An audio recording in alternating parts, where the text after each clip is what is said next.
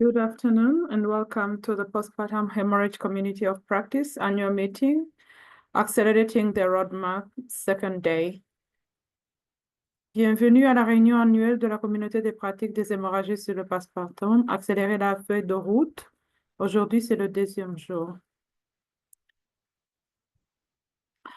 So for interpretation into English, if any presentation is in French, you can just go to the globe and also do click on the globe. If the presentation is in English, you can just click on French. Et pour la personne qui parle français, vous allez cliquer sur le globe en bas de l'écran pour l'interprétation simultanée en français. Pour ma part, je m'appelle Yvonne Ouera, je suis membre de du comité et aussi la présentatrice pour la première partie. Welcome, and I'm Yvonne Saba. I'm also a member of PPHCP steering committee, and I'm inviting you to this second exciting day for our meeting.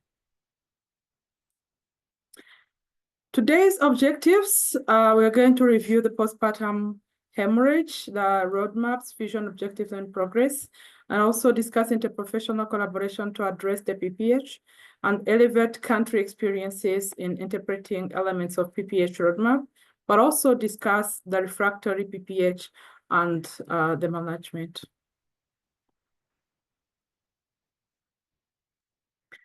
So for yesterday, we have a very wonderful day where we have heard from different presenters. There was a welcome session, but also the presentation from WHO on the PPH roadmap.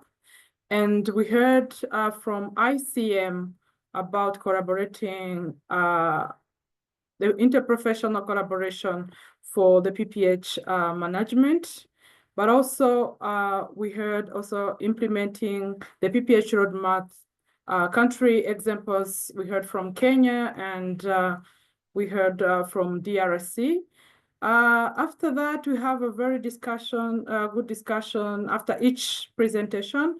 And before we do the closing, Dr. David have given us a summary for the whole day. And we had a networking hour. Well, it was really exciting to discuss with different people.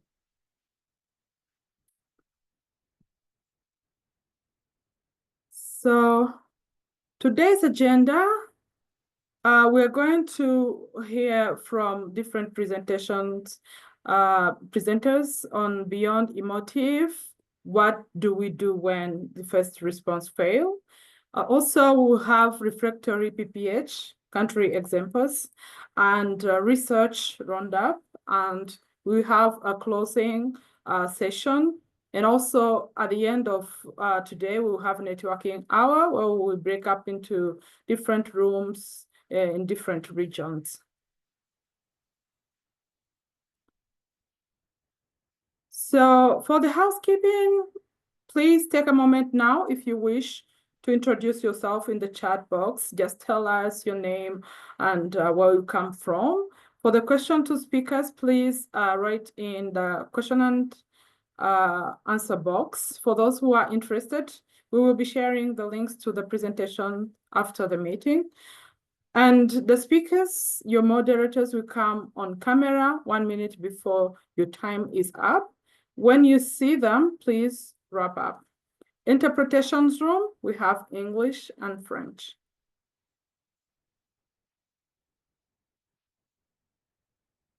So I'm wishing you to have a very wonderful meeting. Let me call upon my colleague, Sam Ononge. Over to you, Sam.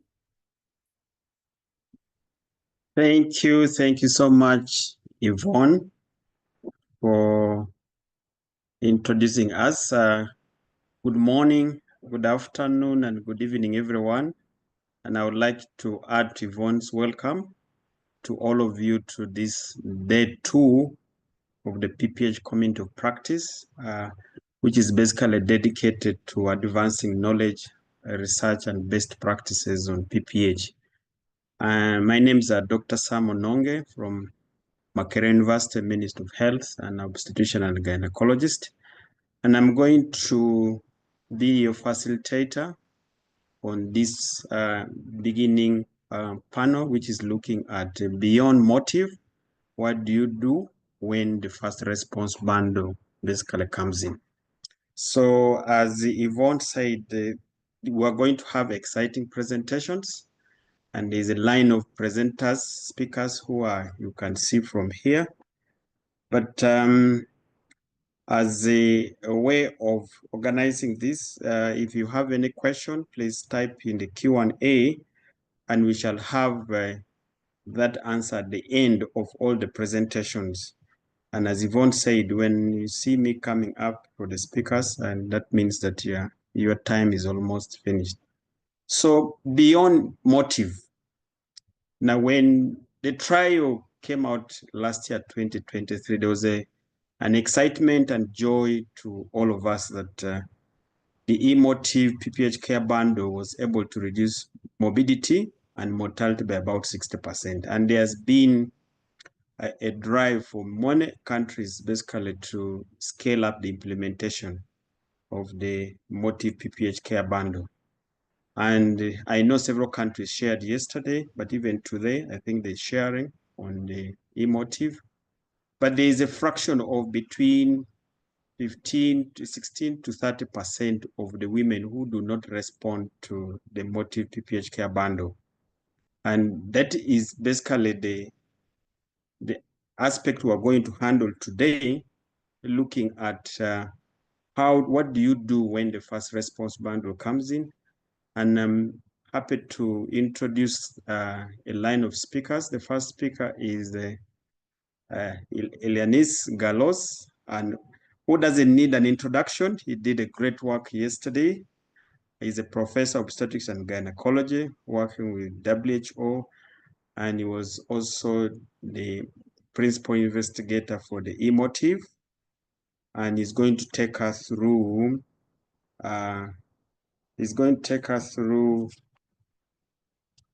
what do we do when PPH first response fails, and looking at specifically on the refractory phase. So Professor Galos, you're welcome to speak, and the table is on for you. Thank you very much. Thank you for the kind introduction. So I'll be speaking about what to do when first response fails, and what do we mean with refractory postpartum hemorrhage and how to treat it. So if you go to the next slide, please. So why postpartum hemorrhage continues to be a problem? So there are three main reasons, and health workers either miss or make the diagnosis late is perhaps the most important reason. The second one is they don't find, they do not give effective treatment, or they give it with delay, or they don't escalate when that is needed, or escalate again with delay for refractory postpartum hemorrhage. You go to the next slide. Now, for improving diagnosis, many approaches and tools have been used over time. Perhaps the key function of a tool to help you with the diagnosis are two. First of all, it needs to be able to capture all the blood lost postpartum. And second, it needs to be able to tell the health workers how much blood is lost. And these two functions are perhaps best done using a calibrated drape. This is what was used also in the emotive trial for the early detection and treatment of postpartum hemorrhage. Now, the idea is here to make an early diagnosis is not just to have a drape. A drape in its own will do nothing. What improves your diagnosis is you checking the amount of blood in the drape every 15 minutes. And we also needed to be documenting this. So if you have 100 mL of blood loss after the first 15 minutes, then it's 200 after 30 minutes, and then it gets to 400 after 45 minutes, then you already start to get concerned that this is heading towards a postpartum hemorrhage, and you may want to start giving your first response bundle. And you need to be complementing this also with observing the woman, the tone of the uterus, pulse and blood pressure, and so on. And importantly, to also have very clear criteria of when you're going to be initiating treatment on that woman. Next slide. And once the diagnosis is made, the usual practice has been to massage the uterus for a while to see if this works. If it doesn't work, then to give oxytocin, to wait to see if that oxytocin is effective before you give tranexamic acid or before you give another uterotonic, and so on. And the wait between those steps actually may be very variable. So maybe a few minutes. Sometimes people wait up to almost half an hour to see if oxytocin will work or more. So this is a sequential approach when you administer one recommended intervention for the treatment of BPH after another, and you wait to check the response before you give the next one. Now, the bundle approach is that you give all the WHO recommended interventions all at once without having to check for response. That's the only difference. So they're all recommended for all who have a postpartum hemorrhage. So all women that you want to treat for postpartum hemorrhage, they should actually have all of them. Because if you're giving it sequentially, that means perhaps massage is given to all of them, but oxytocin is given only to a smaller proportion of those.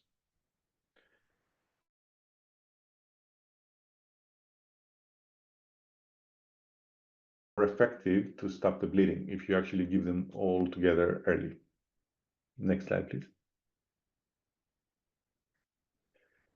So the key then to refractory postpartum hemorrhage is to be very clear, when do you think your first response has failed?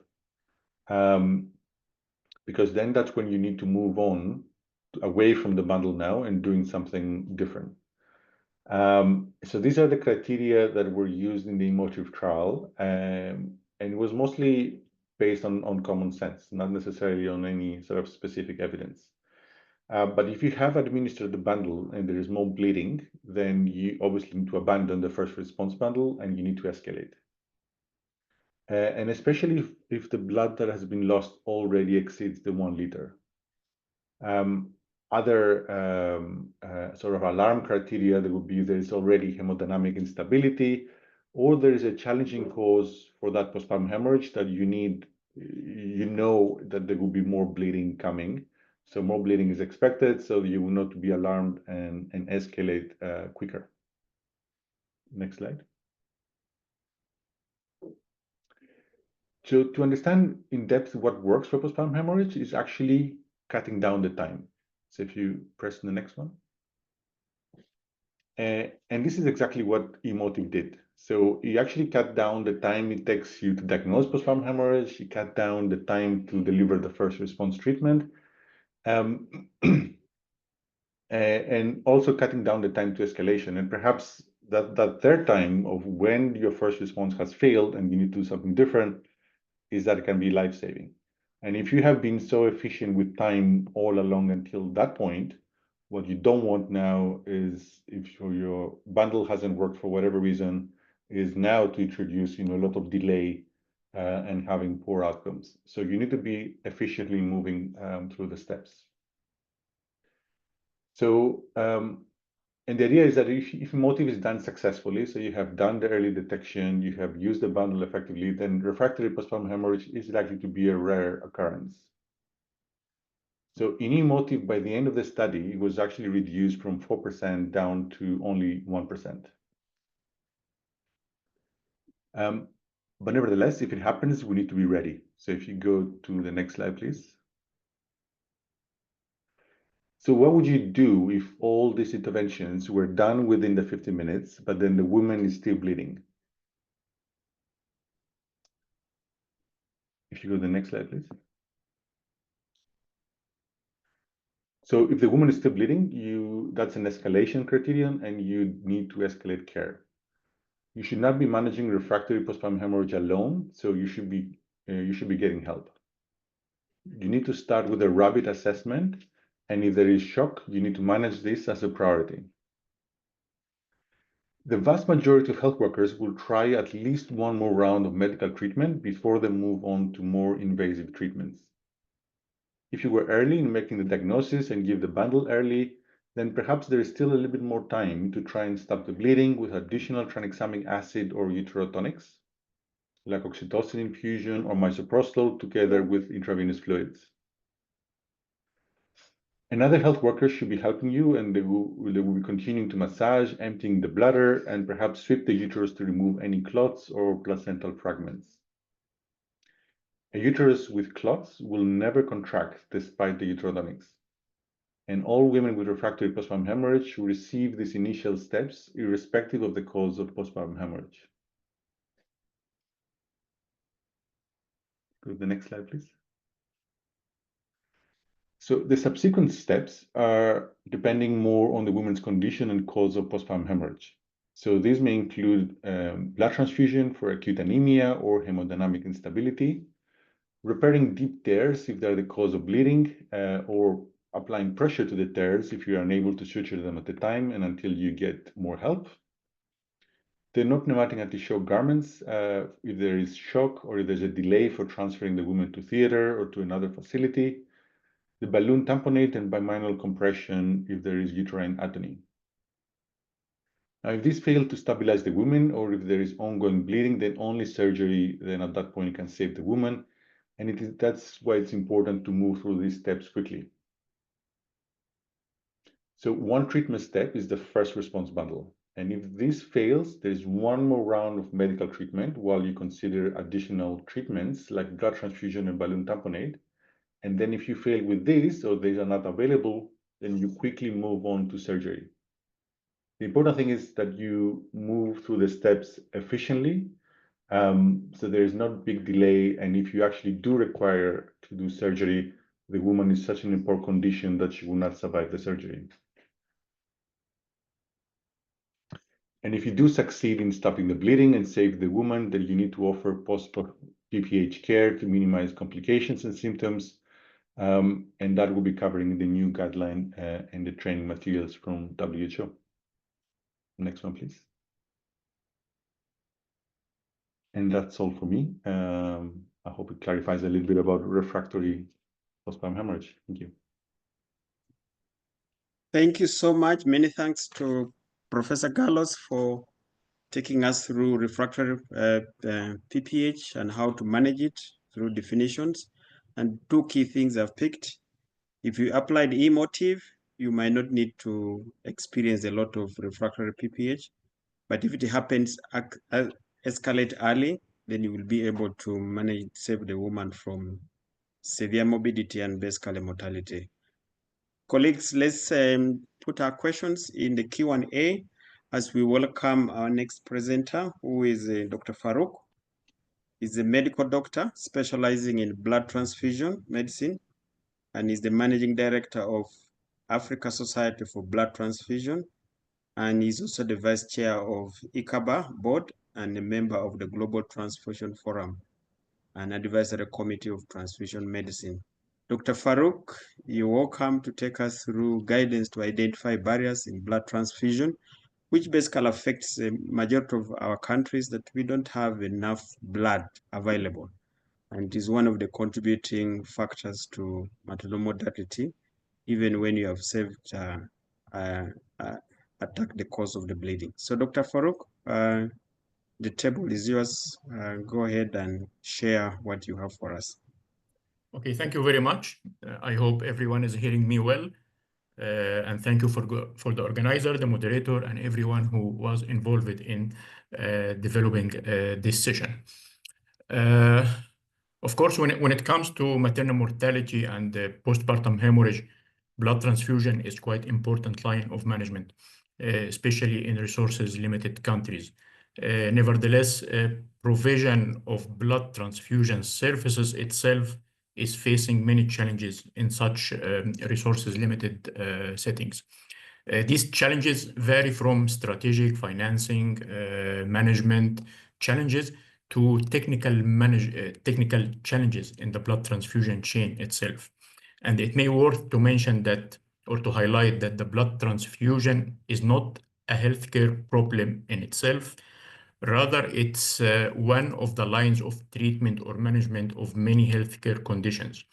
That's why the interest in the blood transfusion and improving blood transfusion services in many countries is usually linked to interest in other healthcare problems. For example, when the international interest was in fighting the HIV and AIDS cases, because blood transfusion is one of the sources of the transmission, then the interest in a lot of fund was directed to blood transfusion. And when the international interest in the bigger health problem is diminishing, then the interest in blood transfusion is diminishing consequently. This is like an inherited problem in the blood transfusion field. However, the WHO was not far from responding to the different challenges facing blood transfusion and consequently the healthcare problems that include blood transfusion as line of management. And in this regard, we will be discussing today the WHO blood system self-assessment tool. Next slide, please. I should acknowledge first that this tool was developed through a collaboration between the World Health Organization and the United States Agency for International Development, namely Office for Maternal and Child Health and Nutrition, and also the Boston Consulting Group, which is a global management consulting firm from the USA. Next, please. I also would like to thank this big group of professionals in the blood transfusion field who participated in the development of this tool. In this group, we have the core group who developed the tool, and we have also the professionals who reviewed the tool and tested it in its pilot implementation. Next, please. Okay, the start of this blood system self-assessment tool was based on in 2020, the WHO issued the action framework to advance universal access to safe and effective blood. This action framework was based on the global database on blood safety that identified in 2015 6 challenges faced by blood transfusion services, mainly in low and middle income countries. So in response to these identified 6 challenges, the WHO launched the action framework.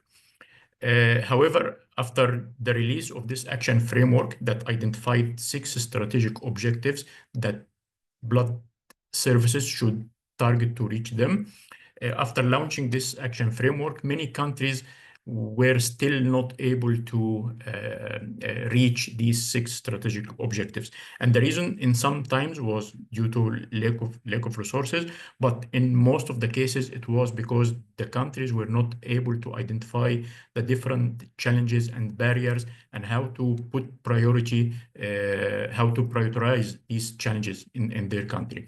And in response to this, the USAID partnered with the WHO in 2022 to support the development of this blood system self-assessment tool, which was built on another tool that was developed by the USAID. It's called Safe Blood Starter Kit. This Safe Blood Starter Kit was the main building block of the blood system self-assessment tool that was adjusted to match the mechanism and the principles of the WHO.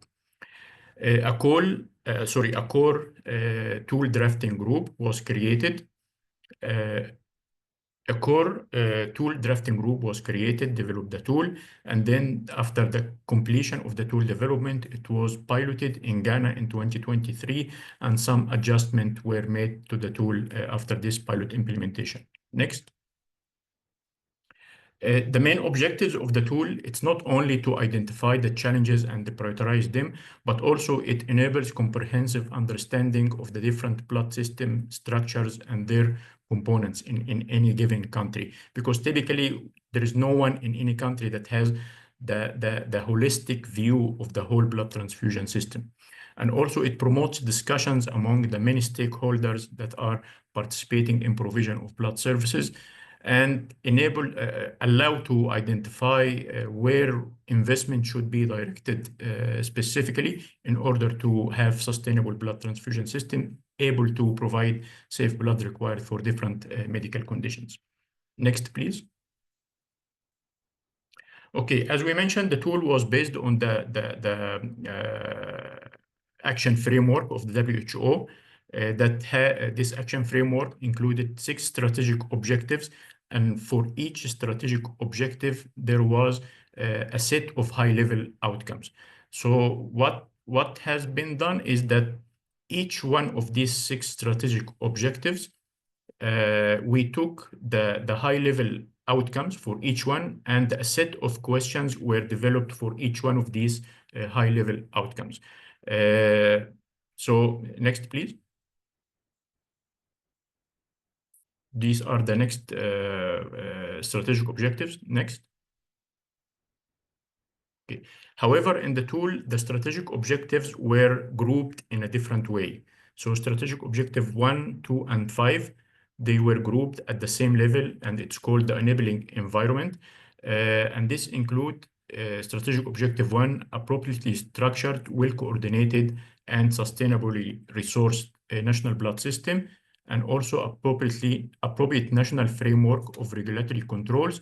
And number 5, effective surveillance, hemovigilance, and pharmacovigilance. These 3 strategic objectives were grouped at one level, which is the enabling environment. And then strategic objective 3 and 4, they put together in one level, which is the vein-to-vein value chain. Strategic objective number 3, functioning and efficiently managed blood transfusion service.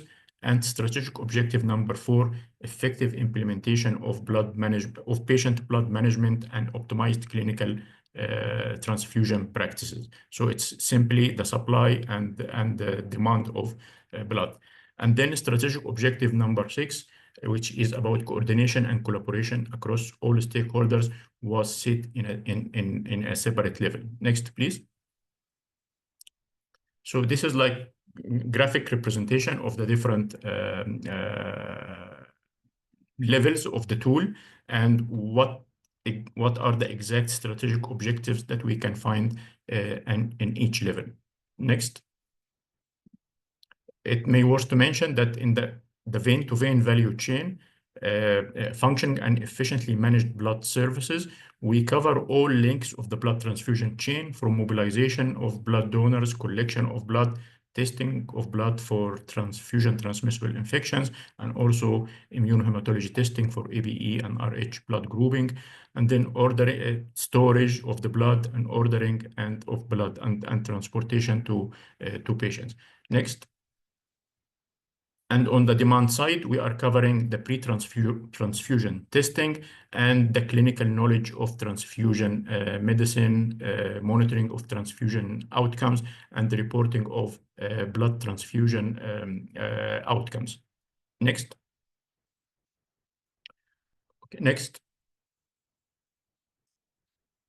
Next. So as we highlighted before, we have the action framework with 6 strategic objectives that are now grouped in a way to represent the environment, the vein-to-vein value chain, and collaboration. And for each strategic objective, for example, strategic objective number 1, to have an appropriately structured, well-coordinated, and sustainably resourced national blood transfusion system, we have 4 high-level outcomes. So for each, the first one, for example, is the national blood system is appropriately structured, well coordinated, and integrated into the healthcare system. So for each one of these high-level outcomes, there was a set of questions developed. Next. So for example, for this first high-level outcome, national blood system is appropriately structured, well coordinated, and integrated into national health system. We have like 6 main questions.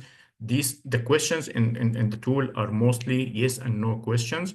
Sometimes some questions are quantitative, but we tried as much as we can to make it simple and only yes and no. So next.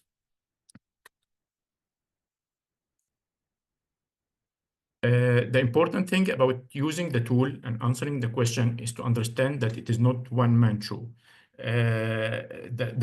Because no one will have the information about all aspects of the blood transfusion system in a country. And usually in the blood transfusion field, we have many stakeholders, and we need to make sure that all these stakeholders are present during completion or the use of the tool. Discussion is stimulated between stakeholders before we say simply yes or no, because questions may need more insight, more discussions to reach really, is it yes or no? However, for each level of the tool, the enabling environment, the vein-to-vein value chain, we have we call business owner. So for example, for the enabling environment, the business owner or the process owner will be the senior representative from Ministry of Health, the decision and policy makers. For the vein-to-vein value chain, typically for the supply part, it will be the National Blood Service, and for the use part, it will be the clinical services division from or equivalent from different hospitals. So we need to make sure that all stakeholders are present, and we need to make sure that the process is, let's say, led or guided by the likely owner of each level of the tool. Next.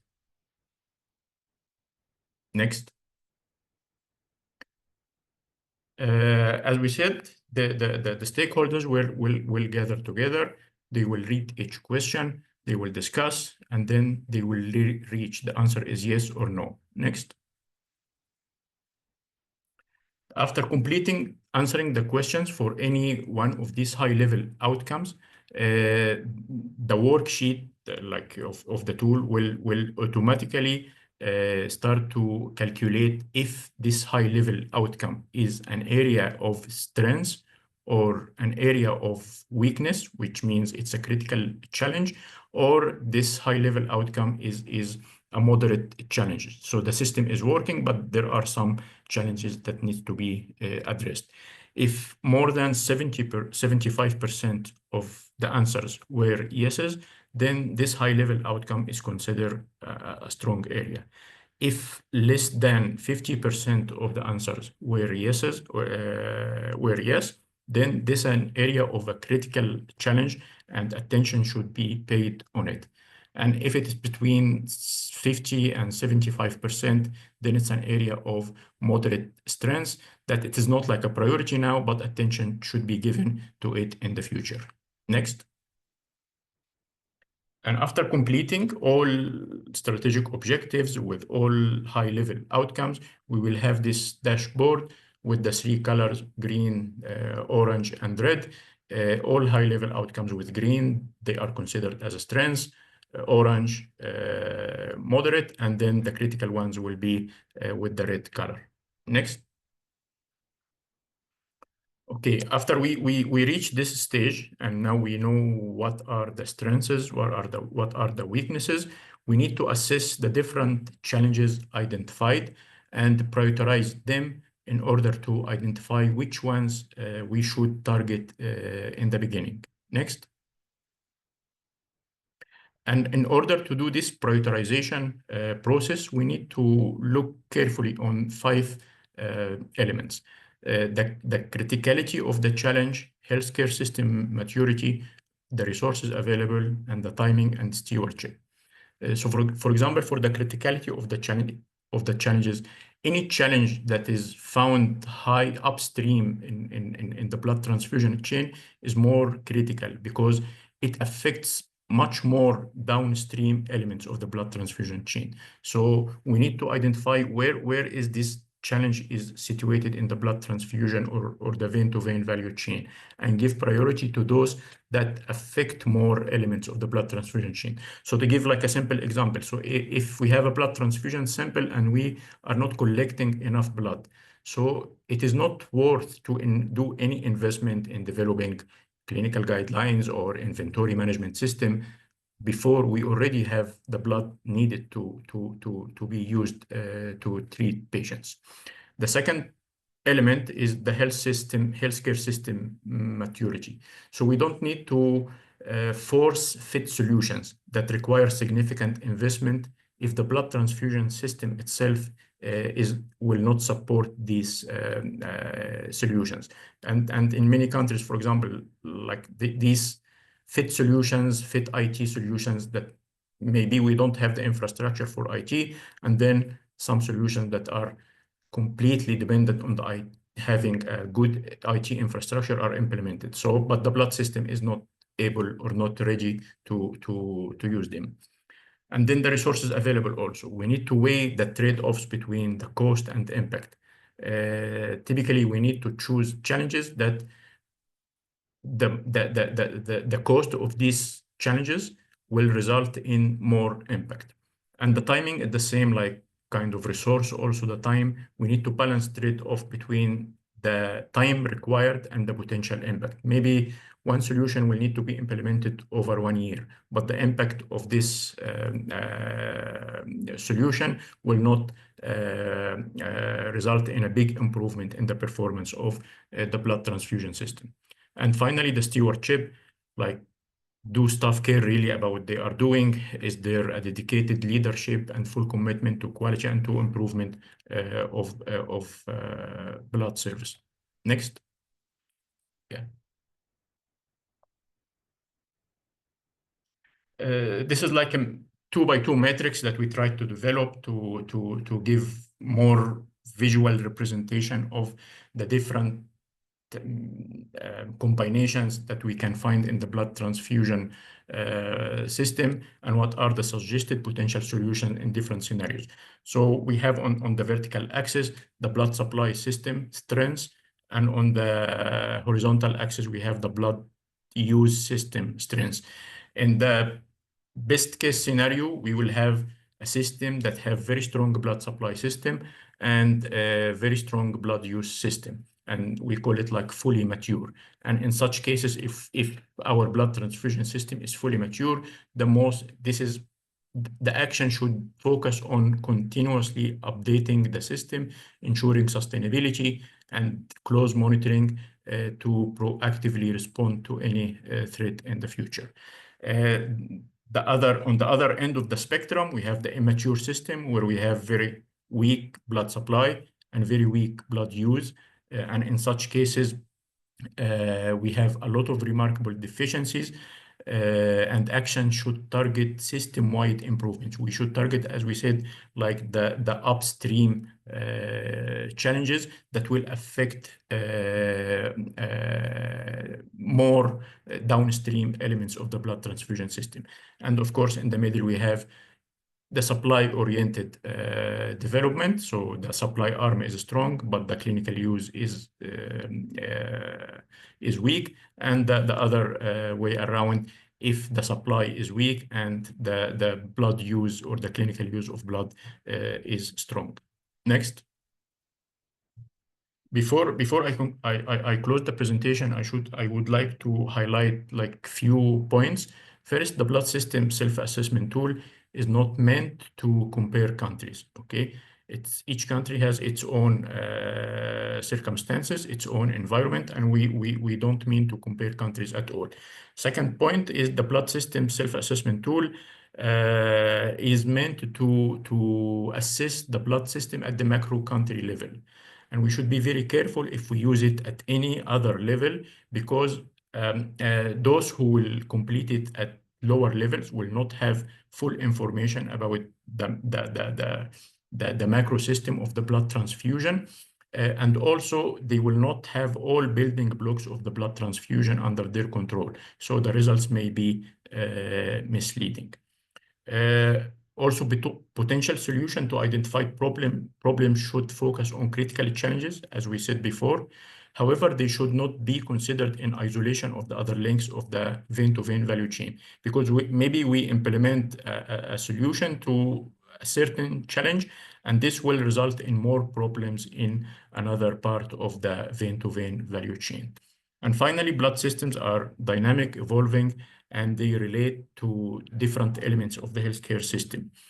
So there is no solution that fit all.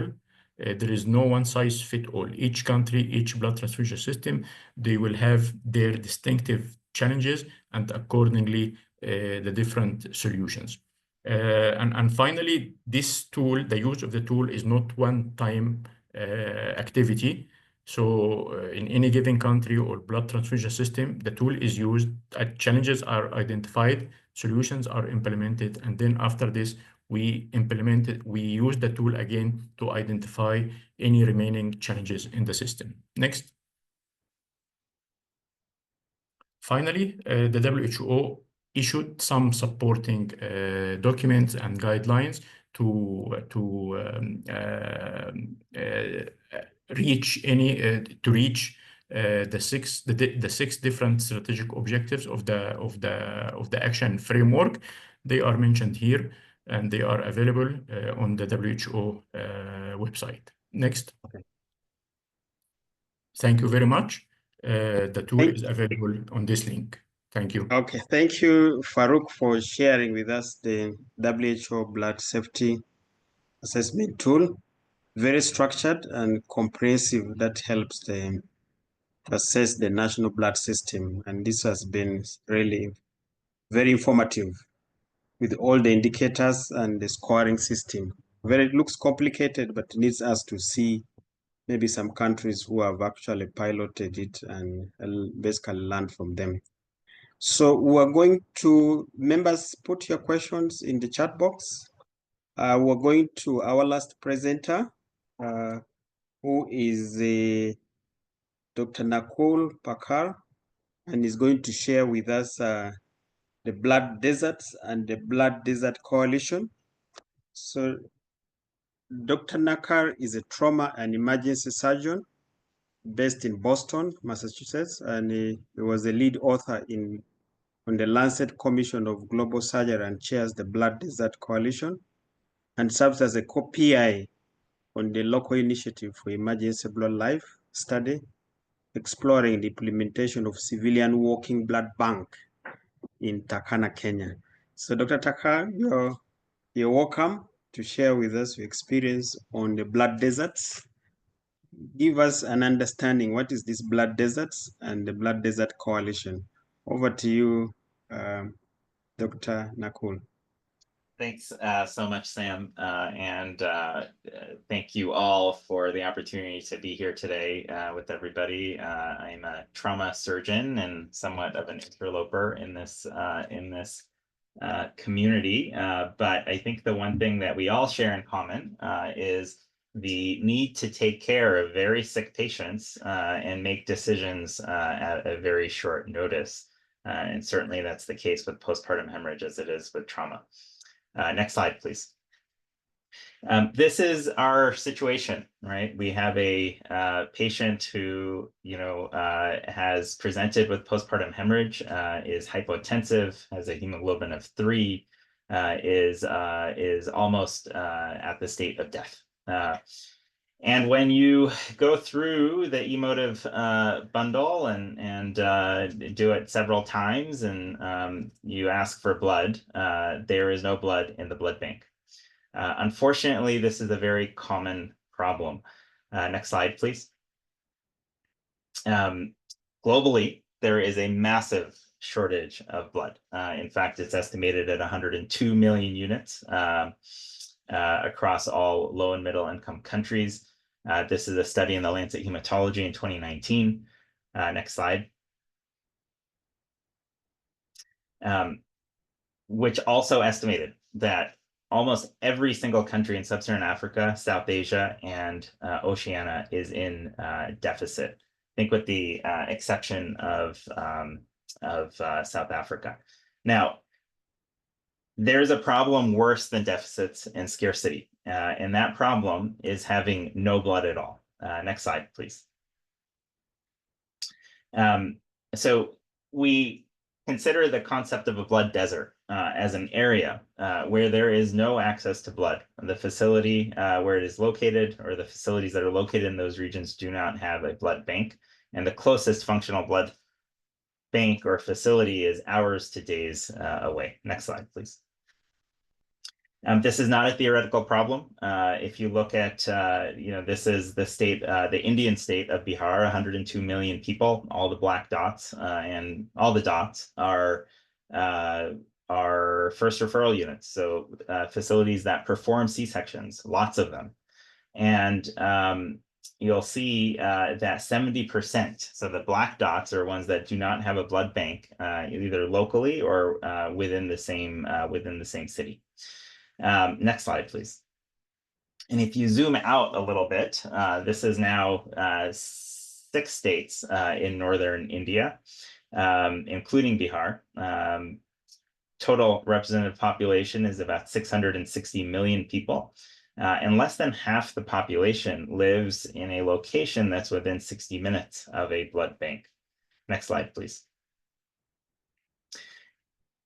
This is a sort of a, Dr. Farouk did go through this in terms of all the complexity that is required to produce blood and have it available at bedside. It's a complicated process. And so I'll simply say that it is a process that requires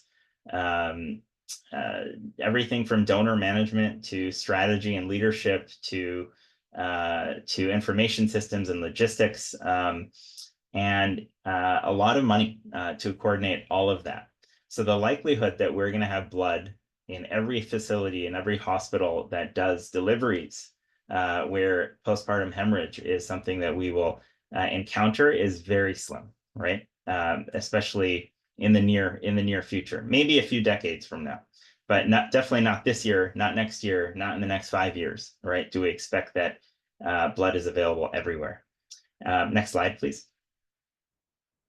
You may need to click through these, yeah. So we need a paradigm shift in how we approach global blood deserts. There will not be blood available for transfusion everywhere where we need it and when we need it. Next slide. We at the Blood Desert Coalition have identified 3 strategies that we think are of high value when blood is needed urgently and it's not available, or you practice in an environment that is considered a blood desert. The first of these is a walking blood bank.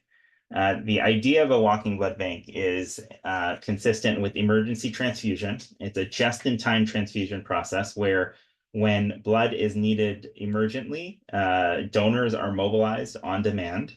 That blood is tested for transfusion transmissible infection, HIV, hepatitis, syphilis, using rapid diagnostic testing, point of care testing, rather than the expensive laboratory-based testing systems, which are more typically located in blood banks. And using the results from that, then you decide whether the blood is safe to transfuse, and then you transfuse the blood as fresh whole blood. This has been used in various military contexts, and it's been used in very rural contexts by practitioners all over the world. The second concept is autotransfusion. So the idea of collecting blood from a body cavity, which is already present, and then filtering it through some process and then retransfusing that blood back to the patient. Again, something that is done all the time, but of course, doing it in the low resource context is a bit more of a challenge. And then the final solution that we think should be explored is the concept of drone-based blood delivery, which I'm not going to spend a lot of time on during this presentation, but I think the concept is pretty self-explanatory. The idea that you take blood from a blood bank and you fly it to another location where blood is not available. Next slide, please. One of the challenges with this whole situation is that this is a problem, right? The issue of having or managing postpartum hemorrhage in a very rural location that very few people see. It's a rural community. Some of the most socioeconomically vulnerable patients on the planet. Our providers who take care of these patients are typically obstetricians or general practitioners, nurses, surgeons, but not blood bankers, right? Not transfusion medicine. And the transfusion medicine expertise is often in blood banks, as they should be, right? But those blood banks by definition do not exist in blood deserts. So often this problem is just not seen, or it's often underrepresented. Next slide. We have created what we call the Blood Desert Coalition. It's a coalition of experts and in transfusion, military and civilian. It's academic researchers, clinicians, multidisciplinary from surgery, obstetrics, pediatrics, and general practitioners, and it's patient advocates.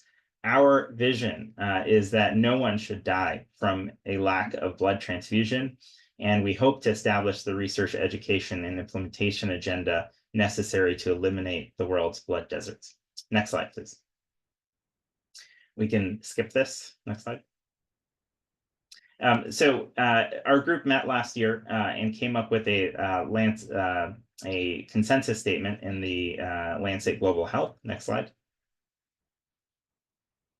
I'm going to quickly go through just a few key messages from this paper. Next slide. First, we defined what we believe to be a blood desert as a region where clinical demand for blood cannot be met at the point of care in a timely manner, in at least 75% of cases where transfusion is needed. Next slide. We strongly feel that it is important to identify blood deserts, but specifically, it is important to report at the facility, regional, and national level blood unavailability. This is a metric that is often missing in our conversations about blood transfusion. We often discuss how many units we've collected, how many units were transfused, how many units had to be wasted, how many units were contaminated with HIV, hepatitis, or syphilis. But we often do not report how many units of blood were needed and were not available when needed. This is not an easy problem. There's a lot of complexity and nuance to this, but it is something that we need to start thinking about as a global community in order to really shift focus to blood deserts and figure out how to eliminate them. Next slide. Secondly, the whole just-in-time transfusion process of the walking blood bank, which we covered, is to many of you who work in very rural environments, it's not a new process. There's nothing novel about it. I'm sure many people on this call say, you know what, we just did that last week. Auto transfusion similarly. We need to facilitate that work, because when clinicians are desperate to save a patient who is dying in front of them, they need all the tools that are available at their disposal to achieve a good outcome. And what we are currently facing is that there's a lot of concern in our communities about if we do save a life by doing an emergency transfusion using a walking blood bank, or we use auto transfusion, people are afraid what other people are going to say, what the national regulatory authorities are going to say, what their peers at better resource institutions are going to say. And we need to eliminate that shame, and we need to focus really on optimizing these processes for safety, so we can do what we need to do to take care of our patients. And in that vein, we need context-specific policies for emergency transfusion. Rapid diagnostic tests have improved in quality since the last 20 years. In some cases, they approach the quality of enzyme immunoassay tests under the appropriate conditions and under appropriate prevalences of TTI. And so we need to take those things under consideration and apply them when they are acceptable. Next slide, please. Similarly, auto transfusion has already demonstrated proof of concept, and there are different ways that this can be done for postpartum hemorrhage and people who are doing this. And I'm sure many people on this call have experienced doing this, and I would love to hear more. We need to collect these stories and collect the best evidence and best practice and collate these into a standardized process for people to implement when it's needed. Next slide, please. And finally, drones are a systems level strategy to address blood deserts. It's a big investment, but in many cases it may be worth it, and we need to think about that as a community. Next slide.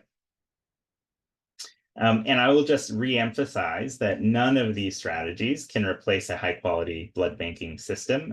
These are all stopgap measures, and a combination may be needed. But we have to invest in these strategies because we know that we're not going to have blood banking everywhere when needed.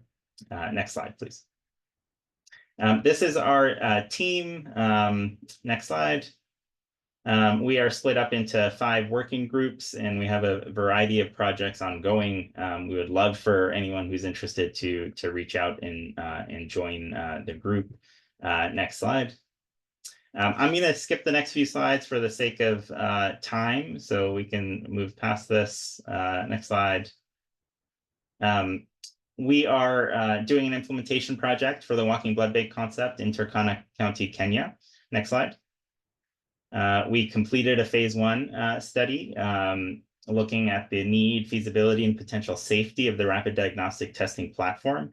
And in phase 2, next slide, we are working on potential implementation of this concept. Next slide. Big team. Next slide. So I'll end with this, which is that, you know, we strongly believe, right, that nobody should die from a lack of blood transfusion. It's 2024. Blood transfusion has been around for a long time. We should be able to fix this problem. Please go to our website, www.blooddesertcoalition.org, and reach out if you have any questions or would like to join the effort. Thank you. Thank you so much, Dr. Nakur, for the exciting work you're doing and learning some insights where we can basically apply this blood desert. And I think most of our countries are actually deserts. And I've come to understand that when you don't have blood, you're actually a desert. We also qualify.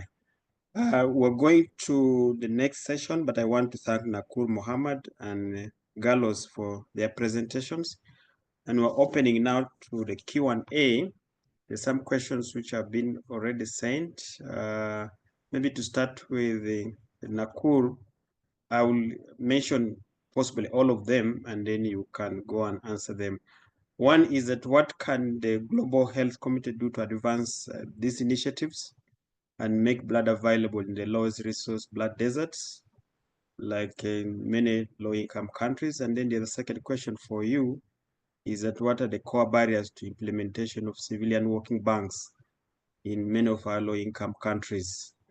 I remember very well we used to auto-transfuse ectopics, but sometimes they warned us, do not, you might transfuse the placental tissue and somebody gets a reaction.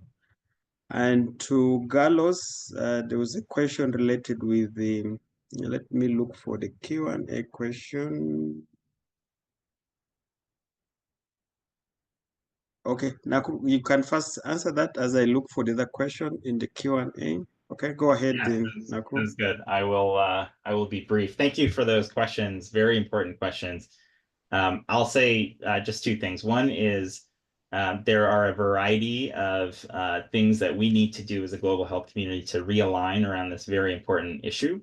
One is recognition of the problem, and then 2 is implementation. Most of these things are ready to be deployed, and we don't need a lot more research on these topics. We need implementation science, and we need to get to work. So if anyone is interested on this call to partner in any of that, please reach out to me.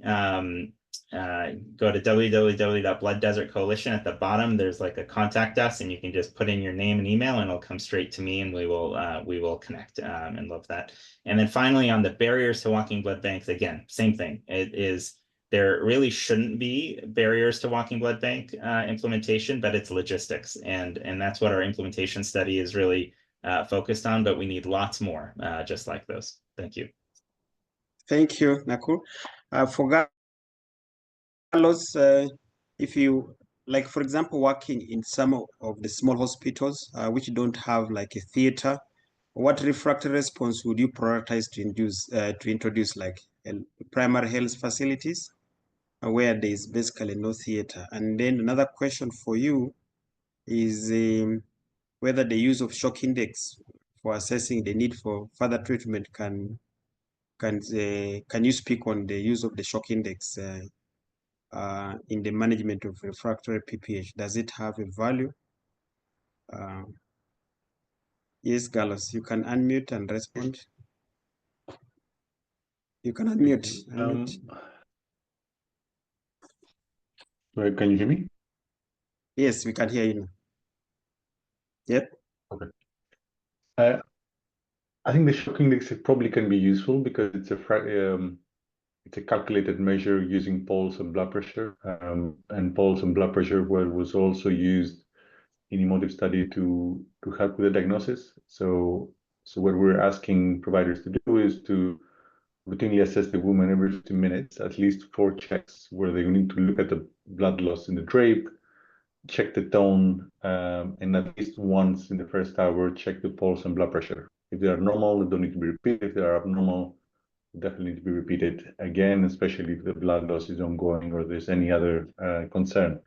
And that in itself, it's what helps with diagnosis. You know, just the plain fact of having a drape under a woman will probably not help anyone. You know, it's what the health worker does with a drape in terms of assessing the third stage, what's the risk of bleeding, what's the difference in terms of making an early diagnosis.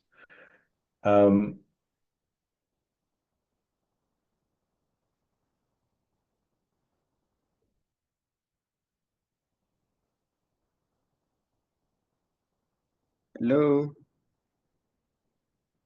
Okay, Carlos has gone off. Maybe to Farouk. This is a question from Professor Carlos. We lost you a bit. Faded. Yeah, sorry. I'll switch off my camera just in case.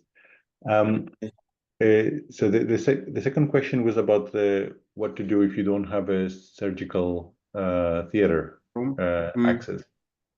I think refractory postpartum hemorrhage requires you to be able to have that, be able to provide comprehensive obstetric care. So what you would expect for facilities that can only provide basic obstetric care is to be able to do first response well. So you need to be able for sure to do first response bundle. And then you should have a clear pathway for escalation and referral.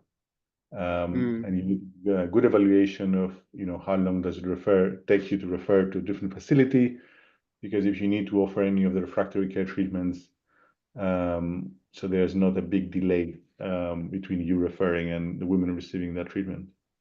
True. Oh, thank you, Prof. Carlos. To Farouk, this is a question from me. I see there are so many stakeholders who are involved, from the people of Ministry of Health, the ones who are collecting blood, and to the facility who is giving the blood. And you want all those people to cooperate for you to do the assessment. What strategies can you facilitate that you have all this coordinated out? Basically, that you have the cooperation, the buy-in of all the stakeholders so that you can do the assessment. And then the second question is, in the presentation, it says you have to do this continuously, several times. The sustainability of this. It appears easy, but I know there are costs to it, that you have to do it several times. If you see that some colors are not changing to green, you repeat it after some time. How do you sustain basically that? And let me give Nakuros another question which has come in concerning the walking blood bank. How safe is blood in the context that some people may test negative for HIV on a rapid test, but when the DNA analysis is done, they're actually positive? Over to you, Farouk. Okay, thank you very much. I will start with your second question. Yes, indeed, the use of the tool, it should not be one-time event. Okay, it should be implemented.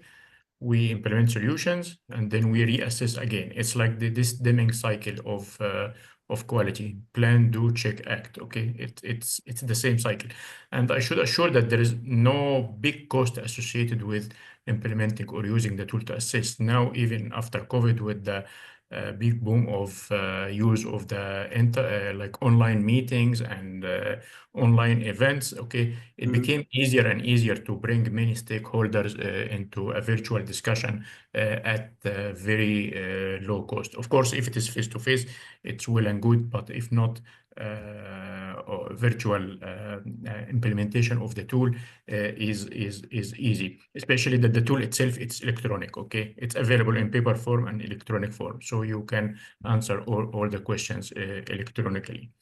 For your second question about the different strategies to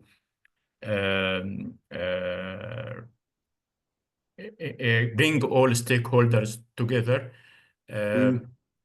All stakeholders are typically inside the the healthcare field, and we may add to them like the associations or the organizations working in blood donor recruitment. So I think it's not it's not very difficult to bring them on the table through the main body that is managing the healthcare system in the country, typically the Ministry of Health, because the results at the end will be the responsibility of the blood transfusion service and the Ministry of Health to implement. So I think they should be the process owner who bring everyone on the table to participate in this process. Yeah.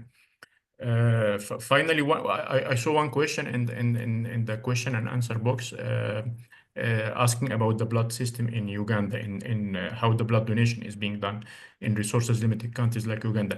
Actually, Uganda has very strong national blood service, Uganda Blood Service, that has regional centers in all regions of Uganda, and it is quite successful service in Uganda. Maybe the problem is that most of the donors are first-time donors. There is, especially in Africa, this culture of donation is not too much anchored, so it's only first-time donor. A person donate today and then you don't see him again. So you exert more effort to recruit donors. And now we need to shift it to repeated donors. So once a donor, always a donor. Thank you. Thank you, Farouk. And speaking about my country better than me.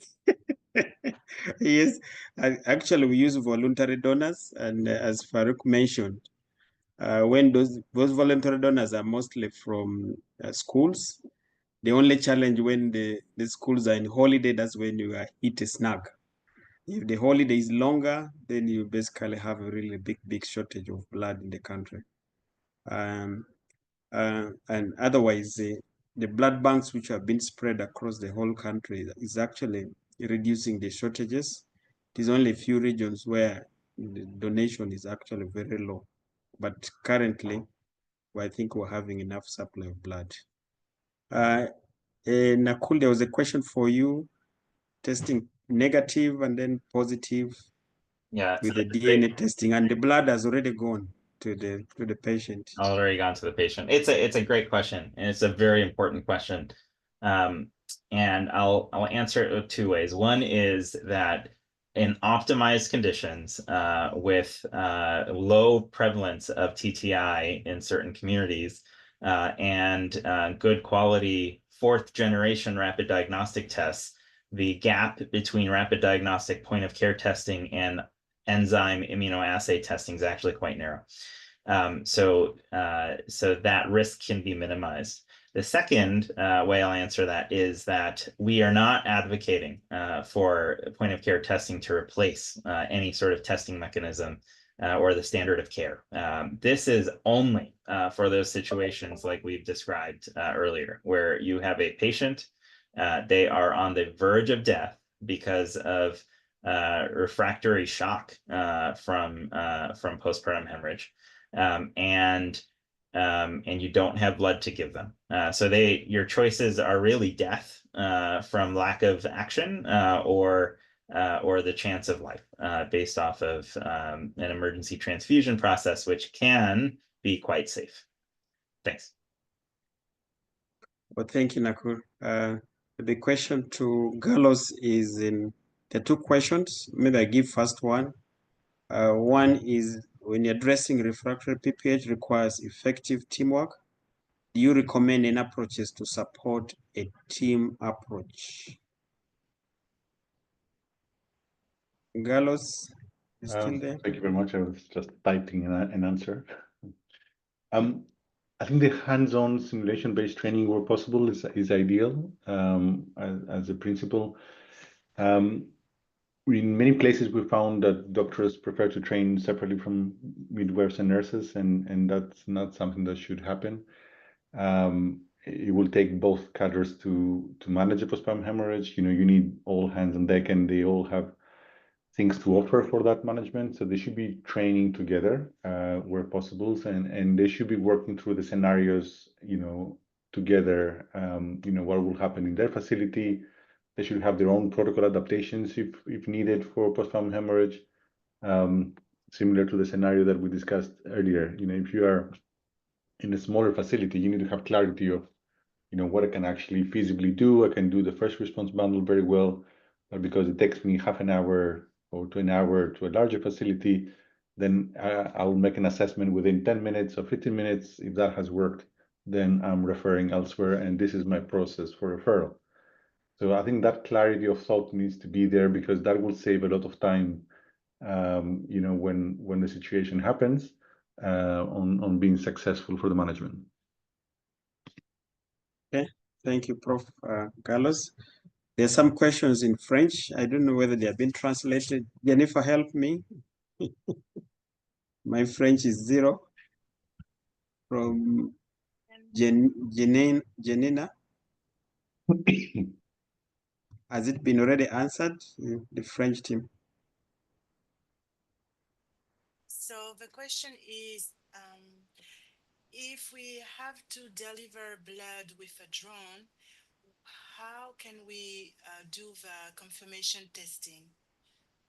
How will us proceed with the confirmation testing? I don't know if you understand that. I don't know whether Nakuru, you have heard about it. You've heard it? Yeah, I heard the question. So there are various models of drone-based blood delivery that are in effect. Some are one-way models, and some are two-way models. And so there are different types of drones that can be used in this context. The most prominent example that's actually become that has been Zipline is, of course, quite active in Rwanda and Ghana, and it is a fixed-wing drone aircraft, so it really just goes from blood bank to rural facility, and then it flies back, does not land, and so it drops units. So the confirmatory testing, the TTI testing has to be done at the blood bank, and before that blood is released. And then the cross-matching has to be done at the facility, at the local facility. So both have to have that capability. In some models in India, there is a bidirectional drone, which can kind of take off, land, pick supplies, go back and forth if there's absolutely no laboratory-based testing capability at the local site. But these are all things that, are logistics that need to be sort of sorted out for the context. Thank you, Nakur, for that response. And our time is already spent.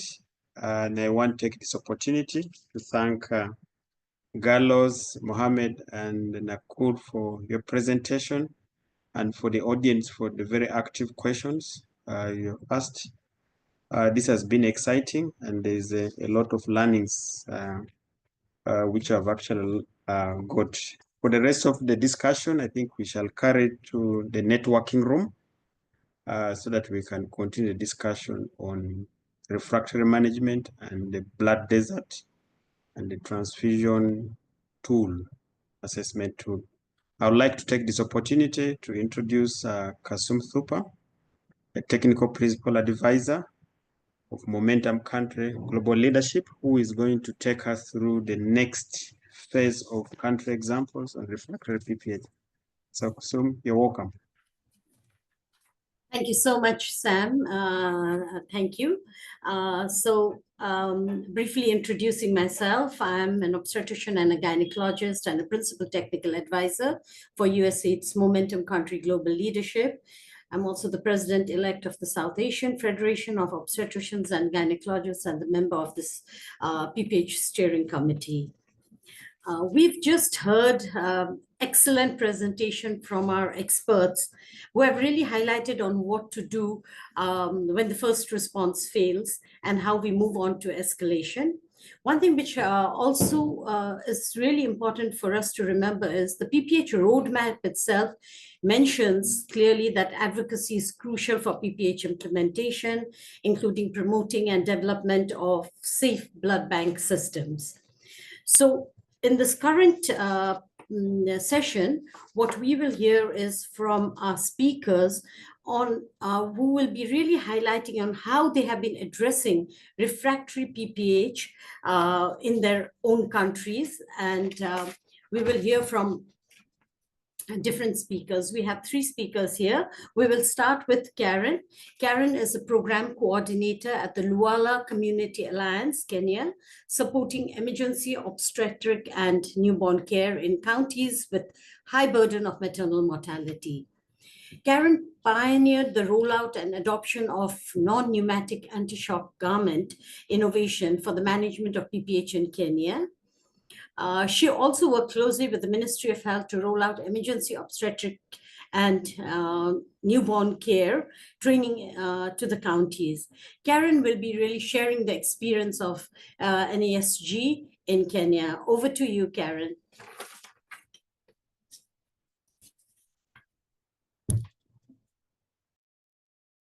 Yeah, thank you so much, and thank you for the opportunity. Allow me to share experience with the use of non-pneumatic anti-shock garments in Kenya, and particularly working with the Ministry of Health to roll out this training across the 15 high-burden counties. Next slide.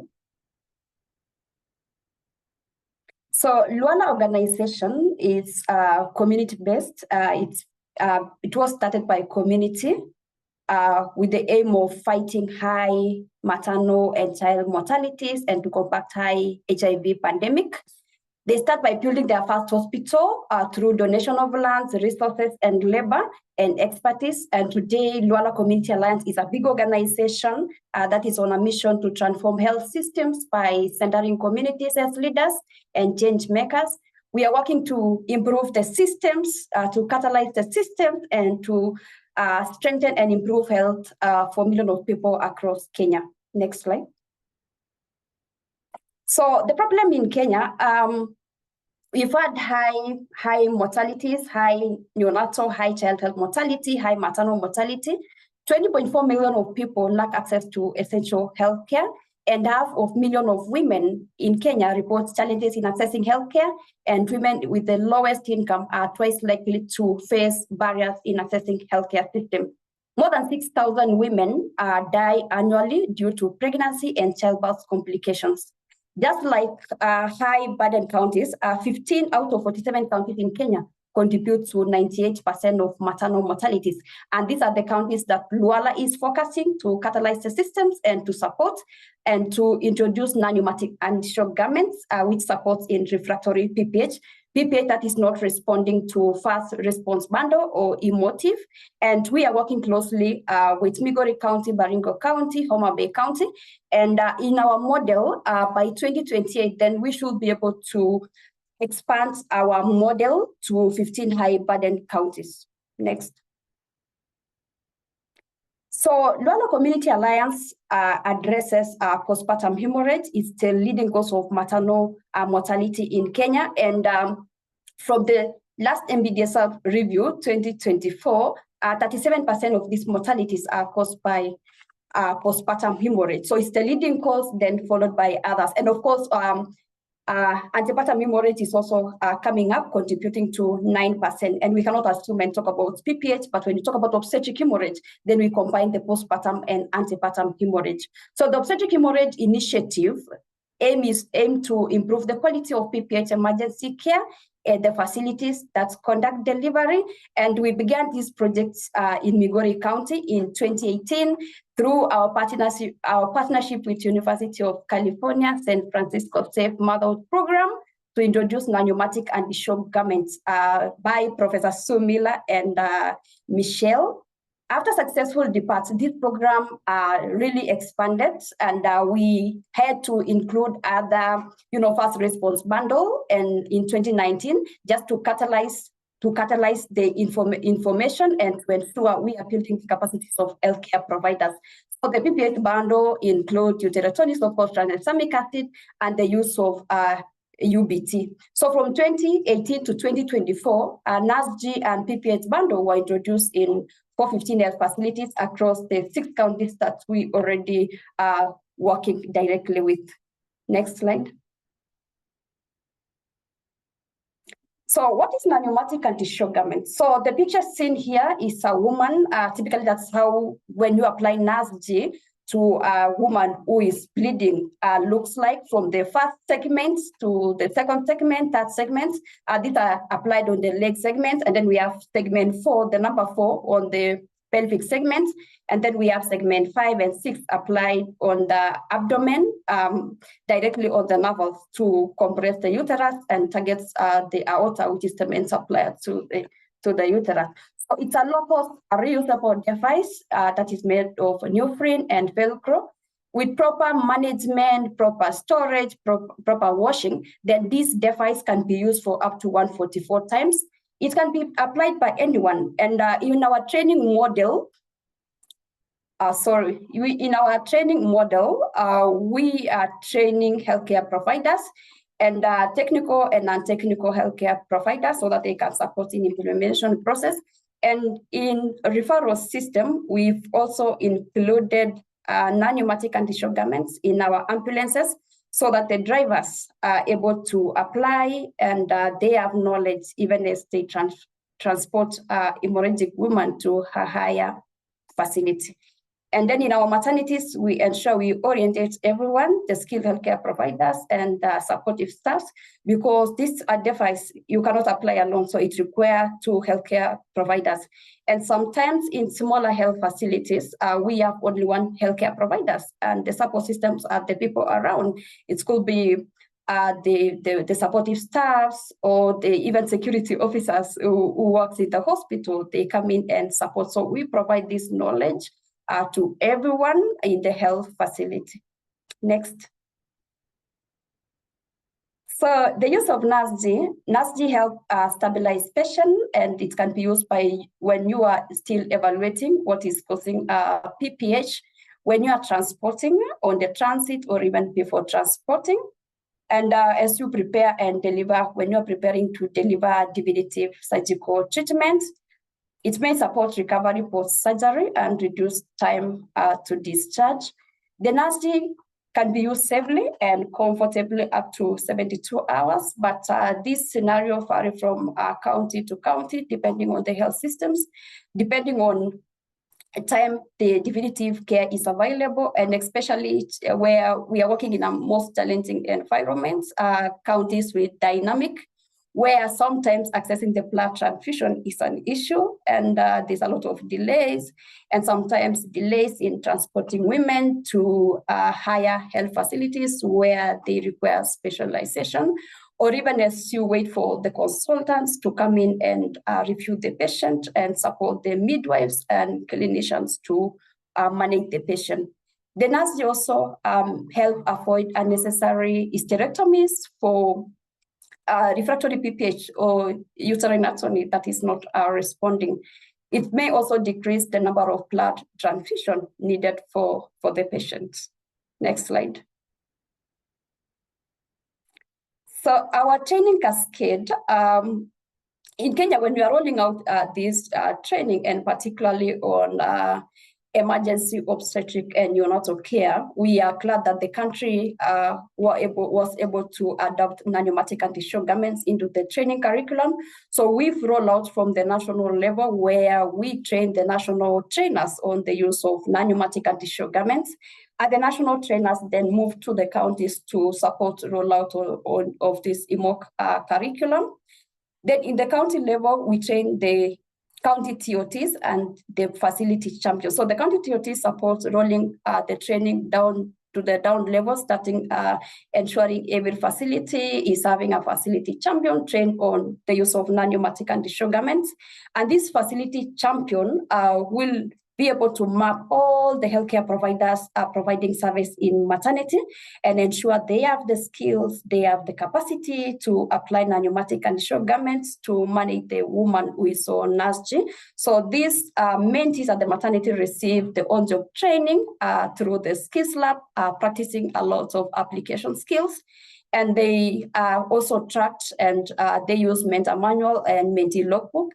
And through the partnership with the counties, we ensure every facility is able to have at least 2 non-pneumatic anti-shock garments, UBT, and full PPH kits, and all the ICU reference materials for the non-pneumatic anti-shock garments.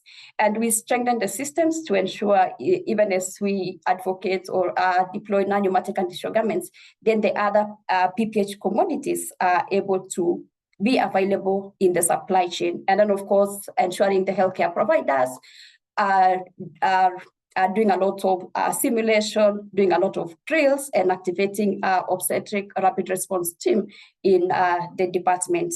And then together, we are able to do a lot of MBDSR review meeting at the facility level, sub-county level, at the county level, and work together with the technical working groups and strengthen the health systems. Next, so we've been able to train 4,605 healthcare providers on the use of non-pneumatic anti-shock garments across the 415 health facilities in 6 counties, and we are looking to expansion to 15 counties by 2028. Next slide. So, Lolo Community Alliance, like I mentioned, this is a learning hub for our innovation, because this is the area where we started these innovations. And we've been able to train all the healthcare providers in that area. We introduced non-pneumatic anti-shock garment in 2018 to 2019 and trained all the healthcare providers to be able to, provide a use of non-pneumatic anti-shock garment. And we saw a lot of improvement in terms of skill in managing, and the deliveries improved from 83% to 98%. And since 2007, we've only had maternal mortality. So those are the lessons that we are using as we move to expansion. Next slide. Next slide.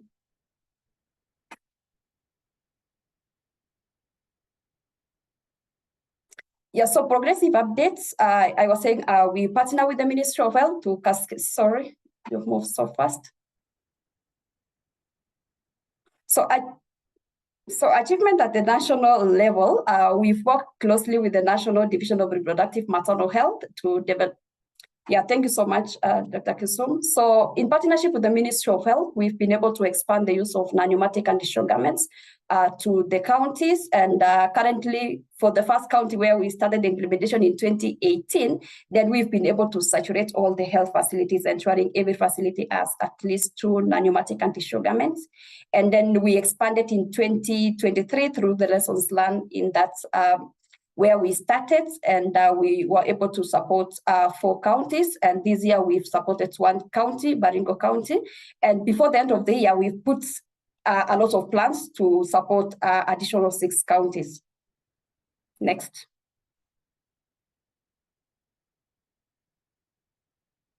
Next slide. So at the national level, we work closely at the national level where we sit at the policy level to support in review of documents. So since 2021, we've supported National Reproductive Health Policy Development 2022-2032 and development of national guideline on quality obstetric and perinatal care, development of MBDSR guideline that was recently launched 2024.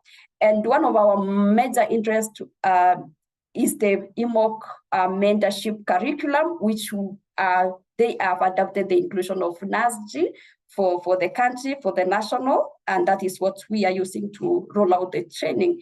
And then we have rolled out this training to 40 counties, and we are looking forward to roll out the use of NASG to the 7 remaining counties so that we are able to saturate all the counties in the country. And we have advocated the inclusion of non-pneumatic anti-shock garments in the Kenya Essential List of MNH commodities. And we still advocate for the availability of the NASG. It is there in the curriculum. but it is not yet there in the supply chain. Next. So at the county level, closely working with the government to roll out the bundle training refractory to every facilities, ensuring each health facilities are at least mentor. And we've worked with 6 counties. We've been able to deploy 955 NASG across the 415 health facilities. And we are leveraging so much on mentorship skills for the healthcare providers to ensure retention of knowledge. And of course, because of the quality issues, we support counties to be able to conduct a BDSR review meeting. And in 2 counties, we are supporting biannual MNH review meetings. Next slide. Yeah. Karen, you need to, the time is almost up. So if you need to start wrapping up, please. So in Migori County, we've had a study, and this was studied to inform our expansion plan. And we saw a lot of findings where there was 95% reduction in case fatality, which dropped from 2.7 during the training phase and to 1.3. And the use of emergency hysterectomy actually reduced by 20%. Next slide. Next slide, please. So our next steps is to continue advocating for availability of NASG in the supply chain so that the counties can be able to easily access or purchase, and of course, embed this curriculum to the nursing training school, Kenya Medical Training School, and to do research in our expansion counties. Next slide. So I want to acknowledge these partners, the Kenya National Division of Reproductive Health, Maternal Health, University of California, San Francisco Safe Motherhood, all the MNH partners, the counties that we are working with, and the Luala Community Alliance Organization for bringing this innovation to Kenya and scaling it to the counties. I want to stop from there. Next slide. So every mom deserves a safe delivery. Every child deserves a 5th birthday. Thank you. Thank you so much, Karen, for this great presentation. Please, for everyone, if you have any questions, please put it in the Q&A box and we'll get to that later. I think without much ado, I will now invite Dr. Daisy, who's going to be our next speaker. Dr. Daisy is a Kenyan obstetrician and gynecologist who is the technical director of Jipaigo, Kenya. She led the Jipaigo MSD for Mothers, funded by Smiles for Mothers project in Kenya that supported the government of Kenya to reduce postpartum hemorrhage. She is the Kenya PI for the AMPLI-PPHI multi-country implementation research study. And Daisy will be really talking about the use of technology in refractory PPH during cesarean. Over to you, Daisy. And when there's 1 minute left, I will turn on my camera so you can just start wrapping up. Thank you. Thank you, Kusum. Good morning, good afternoon, and good evening, everyone. Thank you for allowing me to share very briefly on how we've used technology in cesarean section, specifically on refractory PPH. And today I will focus on the surgical management. Next, please. So what is the problem that we are trying to solve with technology here? And just to remind us that 1/3 of the maternal deaths occur every year due to lack of access to safe, timely, and appropriate cesarean section, as was cited in a paper that was published in the Lancet series. And as well, in Kenya, there has been a confidential inquiry into maternal death report that has been shared that also showed that deaths during cesarean section actually account to 71% of all maternal deaths. In this same report, reasons for, or some of the challenges that may have caused this included the workforce-related factors at 28%. And the same report showed that of those deaths that occurred during the cesarean section, the primary doctor during the cesarean section were non-specialists. So when response to intra or PPH is not provided within a timely manner, or it's unsatisfactorily, it may lead to mortality and severe morbidity. And we need new solutions to improve that quality of the cesarean section and prevent these mortalities and morbidities.